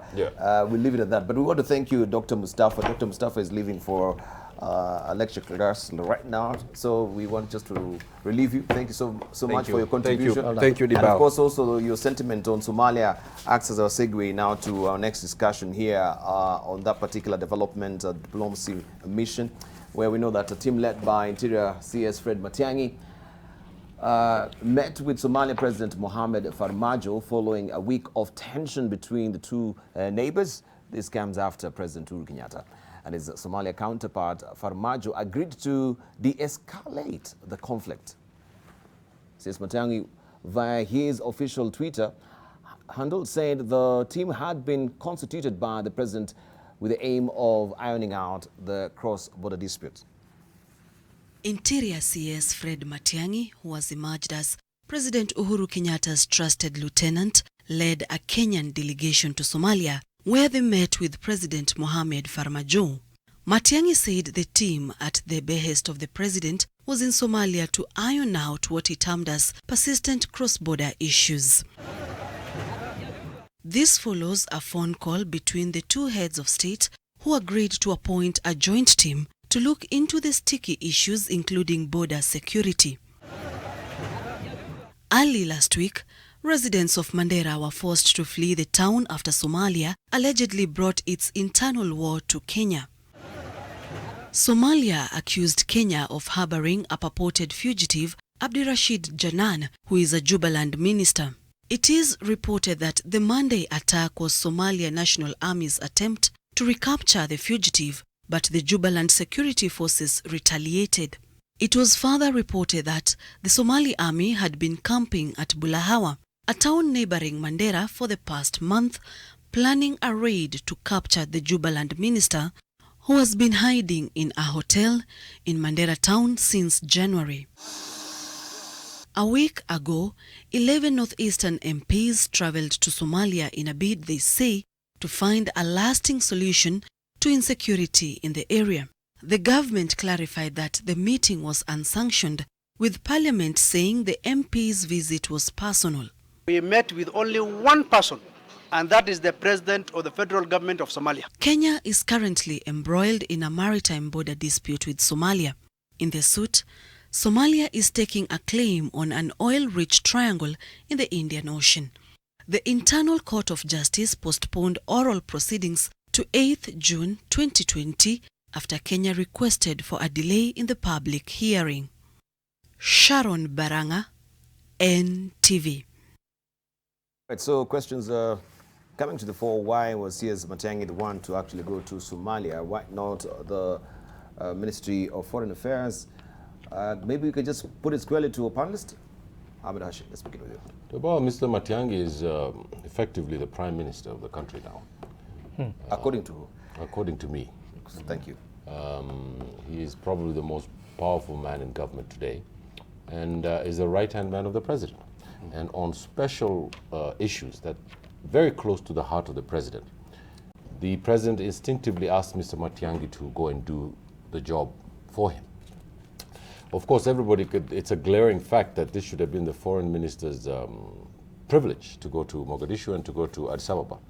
But probably the chutzpah or the punch that is needed from State House would not have been delivered well by the Minister of Foreign Affairs, but you could tell Mr. Matiang'i is a bull from Kisii, and he's going to say what the president really wants to say to these people. So what are you insinuating? So, that the Ministry of Foreign Affairs does not really have the gravitas to actually hold such a diplomatic role? No, that's not what I'm saying. Yes. What I'm saying is that the president at times, and this is normal in government sometimes, the president can choose on someone whom he really considers to have his own personal trust, and he's got overwhelming a relationship that is bigger than all the other ministers. And I think the president has come to rely on Mr. Matiang'i to do some things for him. And this is a special case because I think that the issue between Kenya and Somalia, which is extremely sensitive, a personal message was being delivered by Mr. Matiang'i. The other day on the show I said that Kenya needs a special envoy to Somalia. This is really critical. Instead of going with Mr. Matiang'i or the foreign minister, we really need a special envoy who can deal with what is going on in Somalia. And what is really going on in Somalia, Debal, is just one thing. The president of Somalia and the president of Kenya have just not come to terms with each other, no matter how much they have talked. Because the president of Somalia wants the troops and the military of Kenya to leave Jubaland. And we in Kenya want to leave, but we're not going to leave on his terms, because our citizens here have paid the price for people coming from that place to make life miserable for us here. And this is why our armed forces went in there. So if Mr. Farmajo wants us to leave, he needs to guarantee the security of Somalia and prove to the government of Kenya that he has the security of this country in his hands, and he does not have it. The second thing, Debal, is also we ought to hold accountable our fellow there in Jubaland, Mr. Madobe, because Mr. Madobe now also cannot become intransigent. He's the relationship between him and Mr. Farmajo now has gone to the dogs, if I could use that word. And that is in the direct interest of the national security of our country. Because if the relationships in the political relationships in Somalia are being shredded because of the conduct of President Farmajo, that is in our national security interest, because the Shabab are quite happy today to see the Somali armed forces fight in Mandera with the citizens, with Jubaland, fight inside our territory. But we also have made a very strategic error, Debo. Our strategic error is very simple. We are playing the clan game in Somalia. And I will tell the government of Kenya is that if you want to fail in Somalia, is take sides with one clan. Thank you. Right. Peter Kagwanja. Now, I mean, my views about what is happening in Somalia are public in many ways. I've written about them and I've spoken about them. And this is not what I would call a joke, because Kenya and Somalia are joined at the hip. Because we are the only country in the Horn which has what you would call all races of Africa, from Bantus to Kushites to Nilotes to Hamites. This is the only country which is the link, you know, between what you can call the classical Horn and the rest of East Africa. And therefore, a person who sits in Villa Somalia and thinks you are going to play ethnic politics, either within Somalia or within the region, is basically a threat to the security in this region. The problem I have specifically with Villa Somalia generally is about its priorities. The current priority for the region and for the world is defeating Al-Shabaab, because it's the common threat to all the countries in the region. Whether you're talking about Uganda, you're talking about Ethiopia, you're talking. So the moment you start doing anything else other than defeating Al-Shabaab, you have your priorities wrong. Second is the reinvention of a democracy, which means resurrecting the ethnic divisions in Somalia based on your thought that one community is more superior to others. We are talking about the Famajo's group. I don't want to mention them here, otherwise I make people angry. The issue is that you are trying to build power around your ethnicity, and that is not helpful. Somalia needs unity. Second, you begin to undermine the very foundations of the peace that has brought Somalia this far. And therefore, you throw the country back into civil war. Well, I mean, it might sound an exaggeration, but it is not. Somalia is back to civil war. Look at Puntland. Go to Garmaduk. Go to now Jubaland. Look at the statements coming from Hargeisa, Somaliland. Somalia is very fractured. And instead of bringing these people together, you wage war against regional governments. Now, so that is the problem I have with this. And why do you do that? You want to be re-elected as a president in 2020, 2021. I think. Thank you. I think he needs to build on the gains made so far to bring Somalia back to the fold economically, because it's doing well. But instead of doing that, priorities are wrong. Right. But I asked for the optics, maybe why the Ministry of Interior and not the Ministry, or Matiang'i for that matter, is it not obvious that Matiang'i is the senior most cabinet minister, and whatever you want to call it, and that the mission to Somalia required the topmost officer apart from the president? I think that's the point. That's all right. It's simple. Let's hear from Brigadier. Thank you very much, Diba. Well, I fully agree that the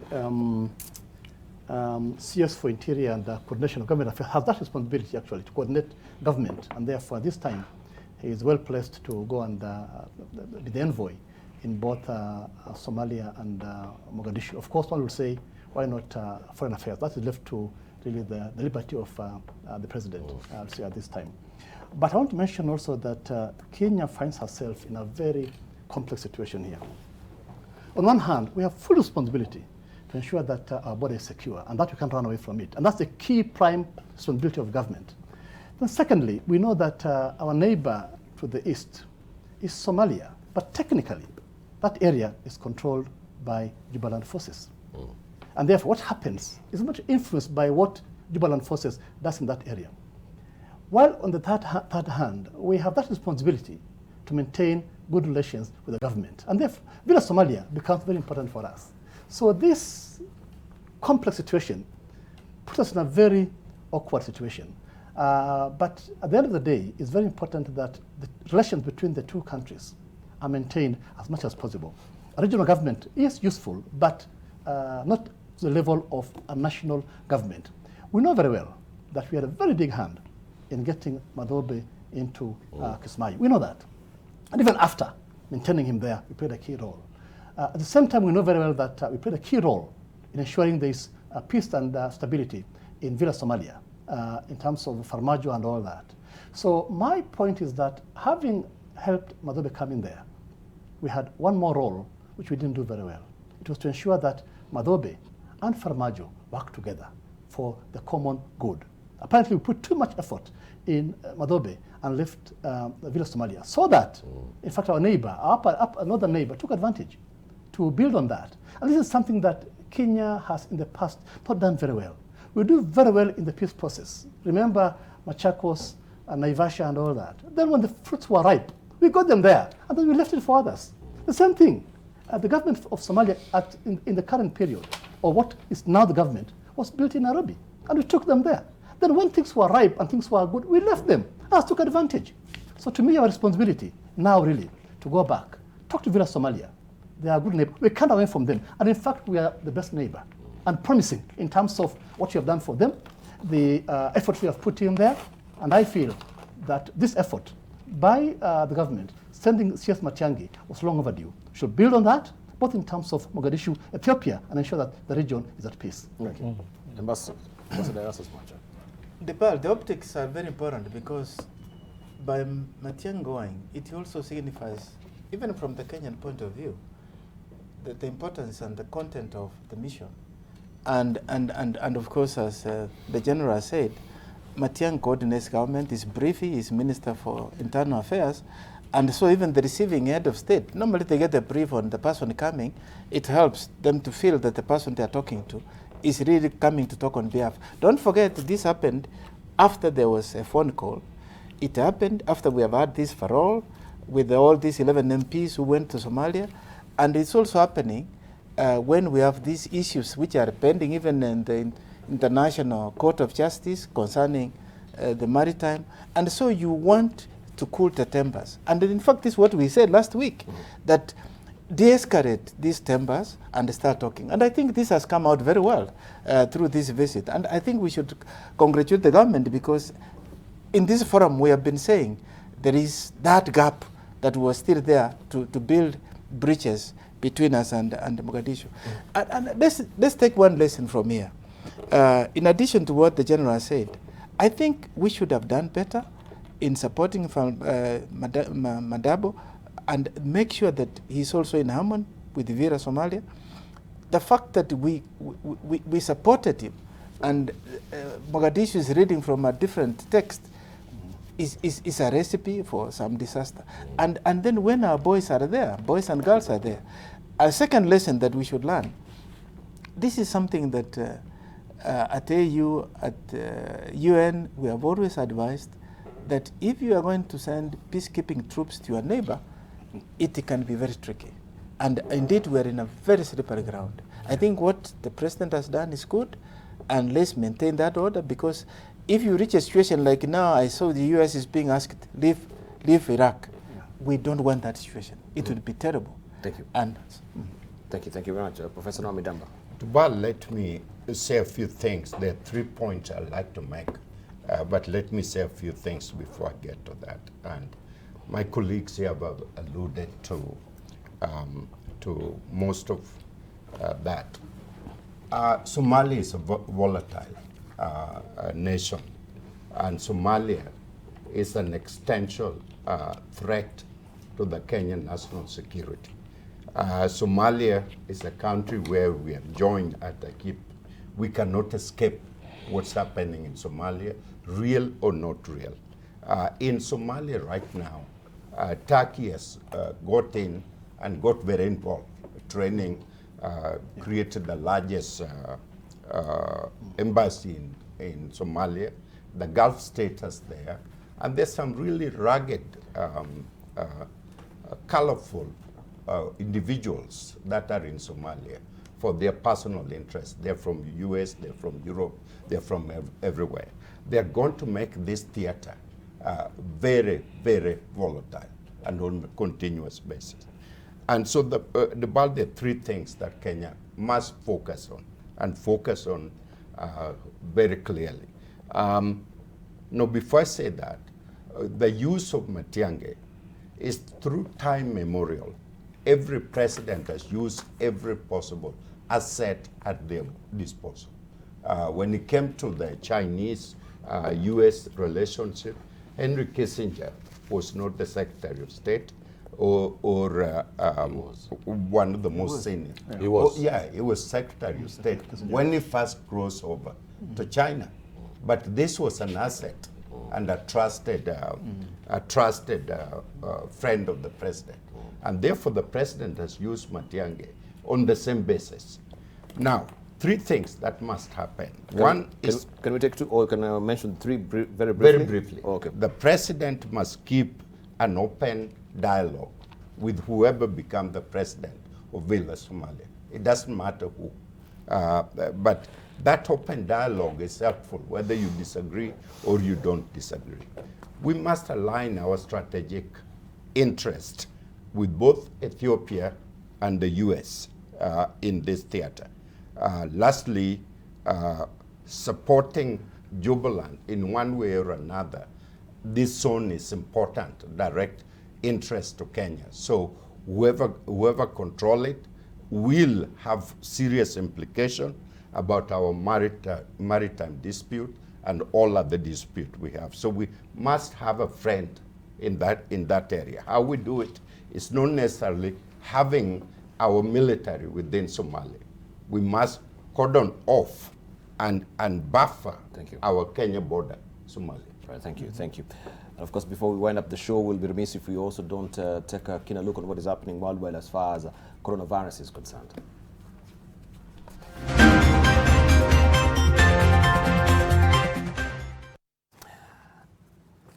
Now, DR Congo confirmed its first coronavirus case in the capital Kinshasa, the third most populous city in Africa.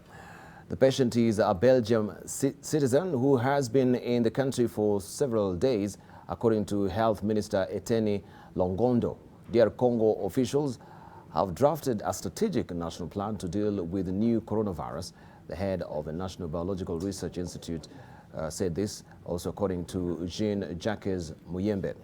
The Democratic Republic of Congo hopes to declare next month an end to a 19-month Ebola epidemic that has killed also 2,264 people, as no new cases have been discovered for 3 weeks. Dear compatriots, we have just been informed by the appropriate authorities of a first confirmed case of coronavirus, COVID-19, in the Democratic Republic of Congo, specifically in Kinshasa. Indeed, he is a 52-year-old male, a Congolese national residing in France. And Burkina Faso on Monday also reported its first 2 cases of coronavirus, the health minister saying, becoming the 6th country in sub-Saharan Africa affected by the virus. Health Minister Claudine Longue told reporters that the 2 patients, a husband and wife, had recently returned to Burkina Faso from a trip to France and were now in isolation. This patient, who had recently stayed in Mulhouse, France, with her husband and a 3rd person, returned on February 24, 2020 without any symptoms. She reportedly presented with fatigue, a cold and a high fever on 28 February, which necessitated a medical consultation by a family doctor who diagnosed on the basis of medical tests and treated her for dengue fever. In view of the persistence of the initial signs and the appearance of a respiratory gene, the Ministry of Health's watchdog unit has been alerted. In the light of this situation, we would like to make public the laboratory test results of those cases that tested positive for coronavirus 2019. The 3 people who have traveled are people of Burkinabe nationality, born Burkinabe of Burkinabe nationality, with black skin, because it has been said that black skin is resistant to the disease. And Panama's Health Minister Rosario Tana has announced the country's first death due to the novel coronavirus, the second in Latin America after Argentina, as the total of confirmed cases in Panama climbs to 8. The 40-year-old woman's positive test was confirmed at the Instituto Conmemorativo Gorgeous and was in isolation, I should say, at home, and also will receive daily visits from health workers. Of the 8 patients we are referring to, 1 person is in intensive care and the other unfortunately died. La otra lamentablemente falleció.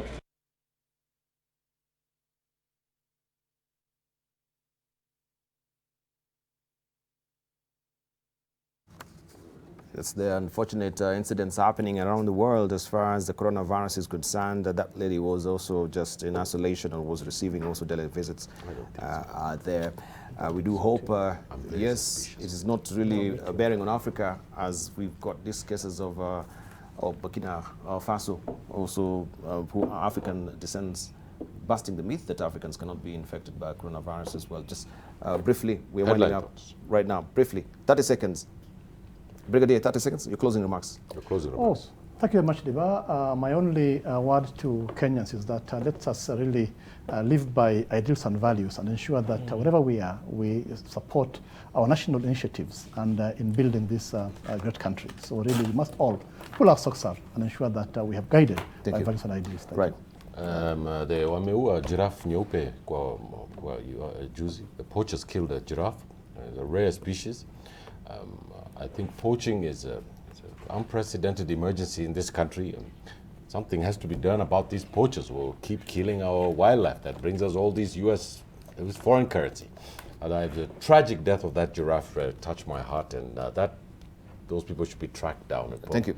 Peter Kagwanja, closing remarks. I tweeted on the white giraffe. I was really touched. Yeah. But on what we've been discussing today, I think we as Kenyans need to aspire towards a nation of noble men. I think it's Sankara who changed the name of his country from Benin to Burkina Faso, the country of noble men. I think we need to have that kind of an aspiration where leaders as well as citizens have responsibility as well as rights. Here we are just talking about rights, where we have not just victims, we are agents of what we are doing. And therefore, we must have power with responsibility, not without responsibility. Thank you. Ambassador? Well, it is moments like this when, as a country, you come to crossroads that leaders emerge. And I think as a country, and I want to agree with my colleague, let us now seize this opportunity to build a Kenya that we can bequeath our youth so that we can expand the cake, think about employment, think about how we can confront the challenges we have in the political realm so that we build a Kenya that is strong and vibrant. Right, thank you. Lastly, Professor Nobidamba. This is a deciding moment for all of us Kenyans. China is building artificial moon, moved to 20 million people to middle class in one generation, and recently built a 2,000 bed hospital in 1 month. Kenyan, let's focus on BBI to fight corruption and harmonize us together so that we can focus on the common enemy that we've been fighting from the beginning. Thank you. Thank you, panelists. Brigadier General Ahmed Mohammed, thank you for joining us. Ahmed Hashi as well, thank you for joining us. Also, Professor Peter Kagwanja, thank you for that delectable discussion we've had. Also, Ambassador Erastus Mwenche, and also Professor Nobidamba. Thank you for your valued company as well. I can see a lot of reactions on Twitter. We stopped for time, but next time I promise we'll read them out. Thank you. Have a lovely day.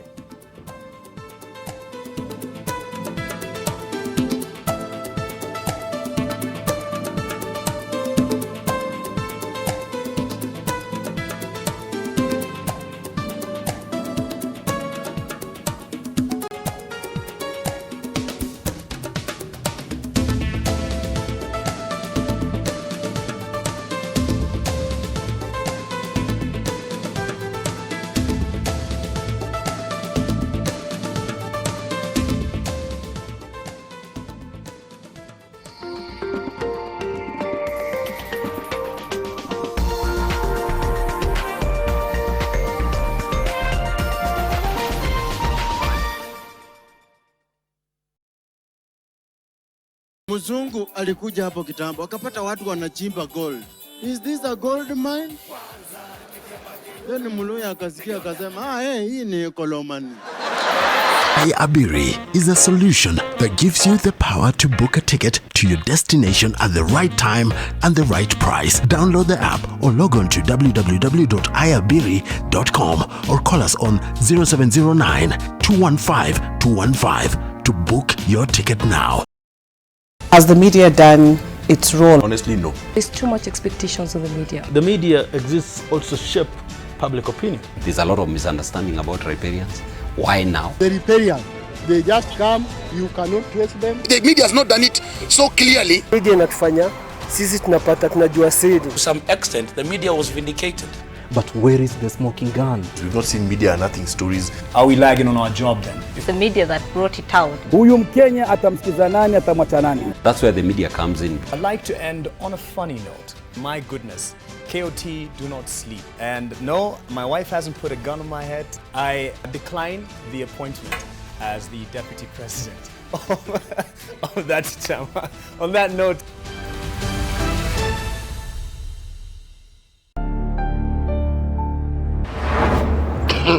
nimetiwa mbaroni. Tosha. Ni kweli nyinyi mmenikosea sana, haswa wewe na mume wako. Lakini mimi si mtu wa kulipiza kisasi. Leo namtaka mume wangu ama nitamuua kuto. Yule mrembo si Nabila. Na yule uko naye Jabali wangu. Tulia bro. Tulie vipi? Sikiza Jabali wasema ukweli. Na wewe usinichemshe. Nikafikiri uko chama moja na huyu mwanao Nabila. Na hili jitoto ile ambalo sura mbovu. Yaani wewe umekosa mtu wa kupenda. Unkwenda penda hili jiduluvula hili. Haya kwenda kupelekeni nyele zenu kwa mkatie kalikiti. With Lipa na M-Pesa, you get more. Lipa na M-Pesa. Every 100 shillings spent on Lipa na M-Pesa earns you an entry into the draw. Do more with Lipa na M-Pesa. Elizabeth, you shouldn't be teaching. I mean, I can't think of anyone less suited to being a teacher.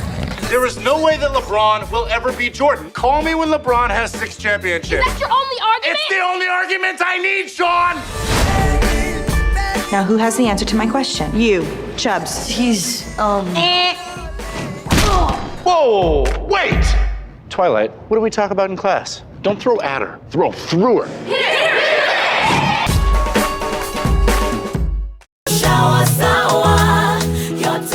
Sour Shower has never been better with the new look Sour. Now with a new formulation too that will leave you feeling fresh for longer, while the soap lasts even longer.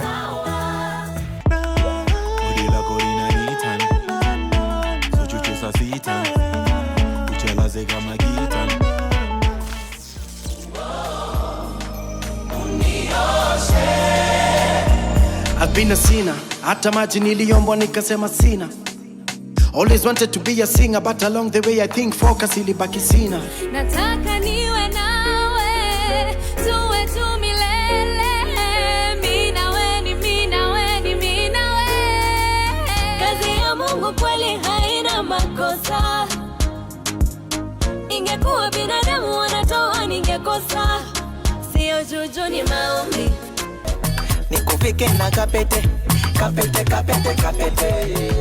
Foto kisha chora namba kwenye telefone leo tujua. The Heat in association with Coca-Cola.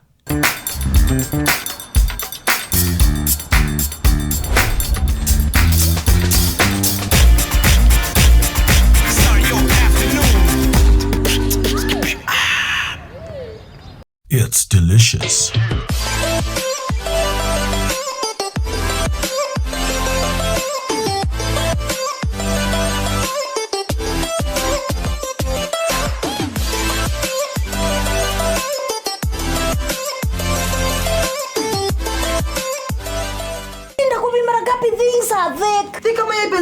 Kwa macho. Na wewe unamjuaje? I was his fiance. Chika storo kibao na 200% storo bonus. Piga simu zaidi, tuma SMS au nunua bundles ufikishe target yako leo. Isitoshe, pata 50% extra airtime unapo top up na kupiga *544*2* amount hash. Safaricom, for you.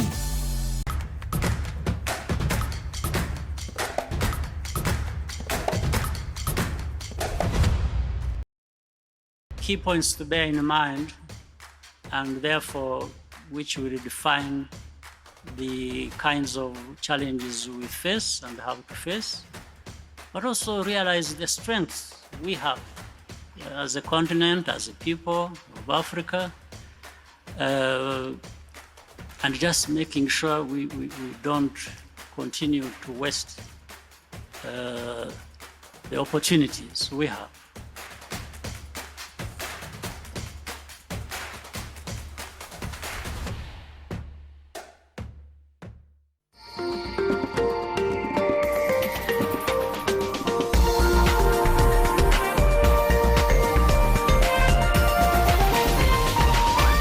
This is NTV.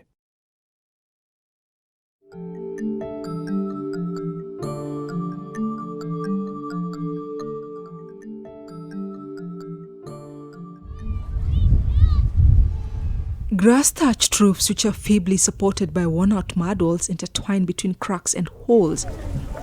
Tumaini Primary School stands tall. The school's nearly non-existent infrastructure paints the grim reality that is the pursuit of education in Kinango constituency, Kwale County. Perhaps pupils and teachers in this particular institution often pray it does not rain during the day or the strong wind may have mercy on them when the skies open. Kukinyesha, ukweli ni kwamba watoto wote wanatoka kule ambako waliko kwenye madarasa, wanakuja kwenye ile structure ambayo iko na bati. Wote, hakuna masomo ambayo yanasomeka. The classes are ever dusty, and a desk is shared by up to 5 learners. The school, which was registered in 2007, does not have a permanent structure. Its survival now is by the mercy of few well-wishers. Makuti wale wanarekebisha. Ni mchango tu wa wazazi ndio ambao unasaidia hii hali. Lakini kama si hivyo kungekuwa na hali nyingine ambayo sio. The institution, whose student population is 236, currently needs at least 6 classrooms to accommodate the pupils who learn in mud-wall structures and under trees. There is no administration block. The head teacher and his staff have to use a mud-wall structure to keep important records and prepare their lessons. The Ministry of Education rolled out the competency-based curriculum after a 1-year nationwide experimentation. It targeted pre-primary, grades 1, 2 and 3 learners. The question of infrastructure development in schools, especially in rural areas, is one that cannot be wished away. Under a thorny tree that barely keeps away the scorching sun, a group of children aged 5 and 6 years sit on the dusty ground. Hello. Hi. With little success, the teacher struggles to regain full attention of the easily distracted classes and rushes through the lesson. Yes, very good. Sheep. Lower classes are conducted under trees. This comes with insurmountable challenges. The pupils miss out on the quality of education that they ought to receive because they do not concentrate. The head teacher says, despite filing complaints with the county government, no help of any form has come their way. Mambo ya ECD tumeenda kwa public participation kila mara, lakini hakuna siku hata moja tumefaidika. Twashangaa kwa sababu kwamba upande mwingine kunafanyiwa, huku kwetu kunakuwa na shida. Watoto 80 wa ECD wako hapa na wako nje mpaka saa hii. Hawana choo chao, maana kila ambacho kiko chatumika na wale watu wakubwa. Number 5. Rice. Sisi kama tungepata facilities za kutosha, tuamini kwamba hawa watoto wangefanya vizuri zaidi. Mfumo umeingizwa lakini vitabu hatujapata.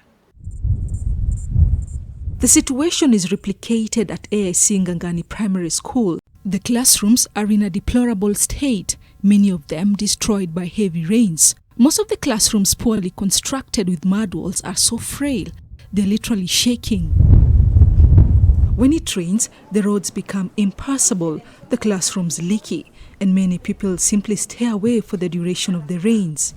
The school, which was started in 2005, does not have a toilet. The pupils and teachers are forced to relieve themselves in the bushes. The place is rocky. Parents tried to dig some pits, but then they are filled. In fact, I'm worried if a public health officer comes in here. I'm afraid the school may be closed. Even when I came, I was also shown some bush where teachers always go. And I'm not comfortable with that one. The school has 4 permanent classrooms constructed by the Constituency Development Fund. These are preserved for the lower classes. The upper classes have to make do with mud wall structures. The worn-out walls make teaching a difficult task due to noise from both ends of the classroom. This, according to teachers, affects teaching and learning as children lose focus. The blackboards are battered. As learning continues, unlikely visitors can be seen roaming within the classrooms. The head teacher says that the allocation from the government is not enough to do maintenance work on the mud-walled classrooms. What we received in first term, it was around 37,000. That's peanuts. It's like a drop in the ocean. So you can tell me, what can you do with that money? We need to take care of our property. So that's the watchman who should be paid not less than 4,000. We pay him 4,000 shillings. And with the introduction of the competency-based new curriculum, the school faces another challenge. Only 3 of its teachers have been trained for this new system of teaching. The grade 1, 2, 3, all have been trained. But with the shortage now, they go to lower and then come back to upper. You come to maybe class 4, class 8, and then you go back to grade 1. Teaching is not very effective, actually. So we are now 5. So at one given period, there are 3 classes that remain without a teacher at any given period. So really, we have a problem. Performance is not good. First of all, we have to study that map. The major challenges are just the textbooks that we are not getting them, especially when it comes to giving work to the learners. You see, the way they have been designed, it's like every pupil should have a book. So if they are not there, then it becomes oral. It is not practical. Those books that they have are for the mathematics activity, language activity, but those others are not there. They are yet to be delivered. If resources shall be made available, this curriculum is the best because it is actually focusing on the holistic development of that child. One could be good at a certain area. Again, ukiangalia the present one, it is just purely academic. 7 years after the pre-primary schooling was devolved, Ngangani is yet to get a permanent structure. Young pupils continue to learn in deplorable conditions as their teachers work under the mercy of parents for pay. The classroom lacks basic learning materials such as desks, chairs and blackboards. After the devolution, that was 2013, no teacher has been sent here by the county government. The pre-primary teacher is here. Is paid by the community. In a month, you can give her maybe 1,000, 2,000, anangojea, lakini anavumilia. Magodzoni Primary School sits in perhaps a worst state. The school is in a dilapidated state, exposing the hardship learners and teachers are subjected to at least 8 hours a day. The pupils learn in classes that have developed huge cracks such that one cannot differentiate between a door and a window. Entrance is through any opening in the classrooms. The school does not have chairs or desks and pupils are forced to sit on makeshift pieces of timber supported by 2 stones which acts as chairs. When it rains, water leaks through the holes in the roof and the children's books get wet, and when it's windy, it penetrates through the cracks. The school, which has a population of 260 pupils, has only 2 permanent structures which are allocated to the lower classes.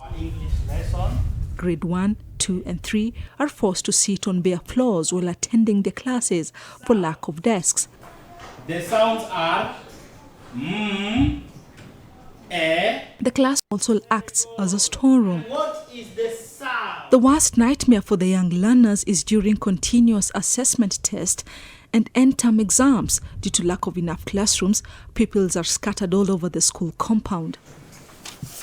But it doesn't end there. According to the head teacher, a shortage of teachers has drastically affected the implementation of the new curriculum at her school.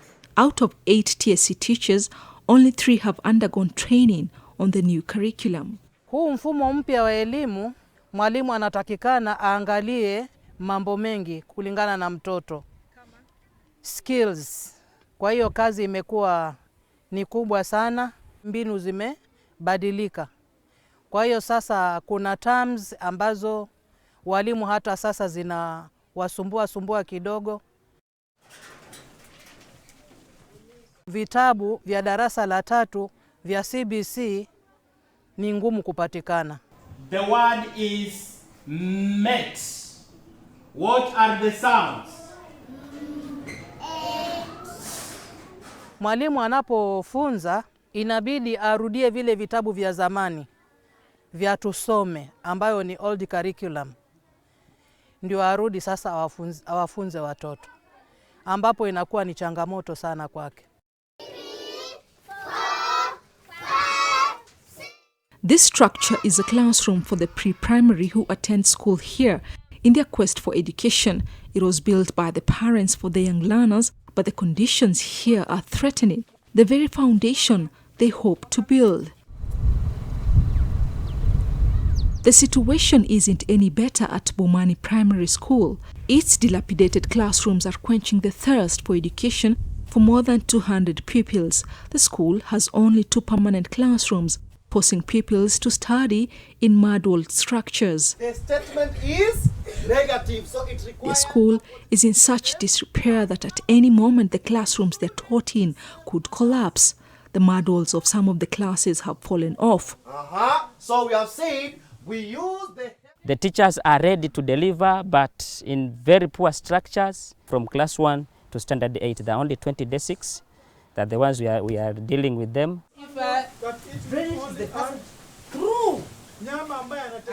This is a unique learning environment. Class 4 and 5 share a classroom. The pupils have a rough time concentrating as the 2 teachers appear to be competing who is the loudest. When one classes face one direction, the other faces the opposite direction. What do you call them? Pit latrines are almost caving in, forcing teachers and pupils to use nearby bushes and thickets to respond to nature calls. Established 15 years ago, the school has 8 teachers, but only 2 understand the new curriculum. Let us remind ourselves, what is the question tag? Each have 52 lessons per week. That is the truth of the matter. Because at first we had taken those 2 to cater for standard 1, standard 2, and standard 3. But we saw there's a challenge because if one goes to the standard 1 and standard 2, class 3 remains without a teacher. We are just teachers of the old era. We are using the old methods to cope with them. Where we cannot afford using the old methods, we tell those who are inducted to deal with them. Such that even if the teacher is absent today, maybe because there is a human being, might fall sick anytime. So when he's absent, a teacher might go there to teach, but not teach the CBC. Pre-primary children are facing a rocky start in their quest for education. Pre-primary level 1 and 2 are crammed in a single mud-walled structure. They sit on the bare ground and write on their palms and knees. The gaping holes in the classrooms have been covered by manila charts, cartons and sacks to protect the young learners from wind and dust. The pupils are taught by an untrained teacher. She handles 4 classes from preschool to grade 3. I don't think he has the right skills to teach the CBC. What we know that she got a C+ in Form 4, and since we see her delivering, because just a matter of reading the material and delivering to the pupils. We don't know whether whatever she's doing is the right thing as per the CBC or not. We don't know. Saturday and Sunday. And any time she decides to go because of maybe the underpayment, still we shall have that problem.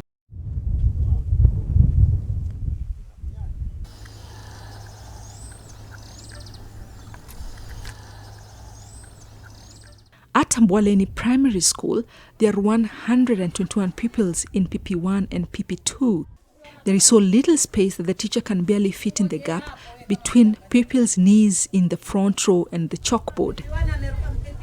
The pupils sit on the floor and place books on their laps when they are writing. They have no desks. In 2012, the county council came up with a building which did not complete. And because of that, we have been forced to converge the children in the classrooms which are already collapsing. We have made some calls for the county government.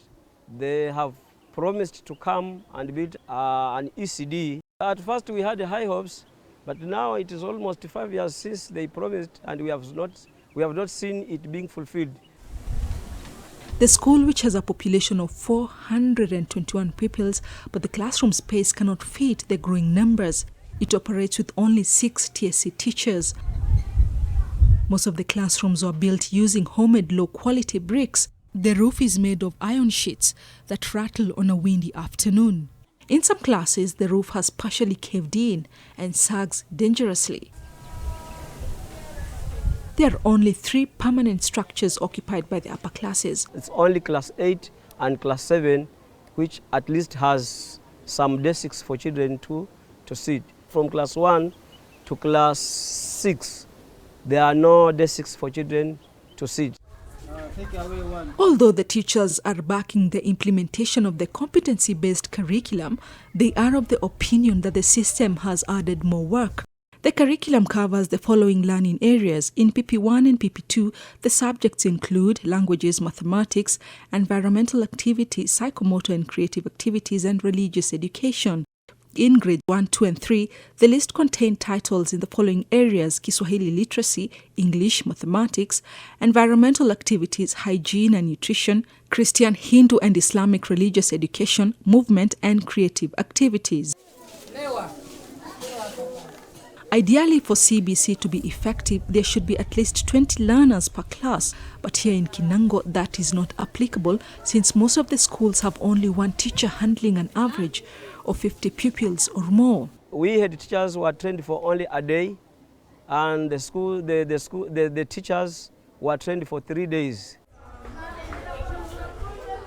We have had some challenges. The enrollment of class 1 is around 80 children.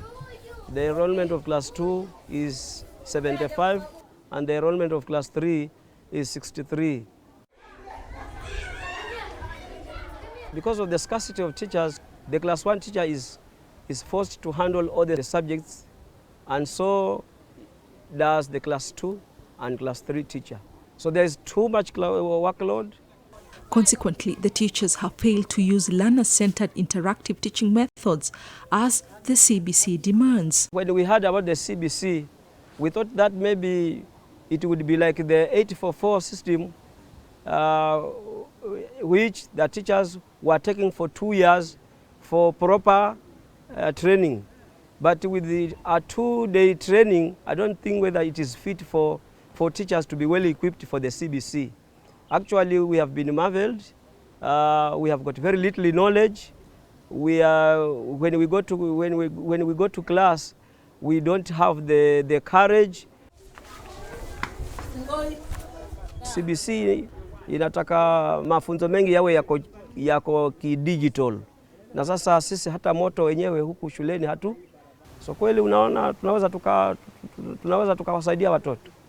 We are not opposing the new curriculum, but I think we are not yet ready to implement it fully. because some of us are lacking that information about the CBC.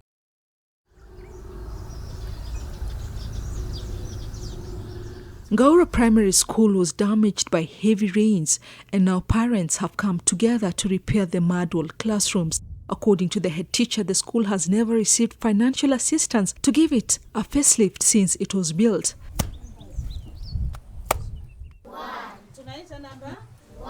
For years, a severe shortage of classrooms and school furniture meant they studied in discomfort on dirty floors. Najua Bunda tries her best to instill as much of the knowledge she as possible in the best way she knows. 4, 5. Looking into the eyes of the children squatted on the ground before her, one notices a yearning for something more and better. Kuna hiyo PP1 na PP2 wote wako pamoja, na kama hiyo CBC vile iko, naona inanikoroga sana watoto wakiwa mahali pamoja. Kama vile inatakikana kama wewe kila grade iko na mahali kwake. Kitu kigeni kimekuja sasa, inataka uzoefu na mafunzo kwa uzuri. Na sisi tumefunzwa kwa siku moja na field officers. Twaitwa tu hivi mara moja, tunapigiwa tu kutokea mwanzo mpaka mwisho. Ukitoka pale kamba umekorogeka. Kazi nyingi unaelezwa hapa, unaelezwa pale, mara unakuwa kamba umechanganyikiwa. 1, 2.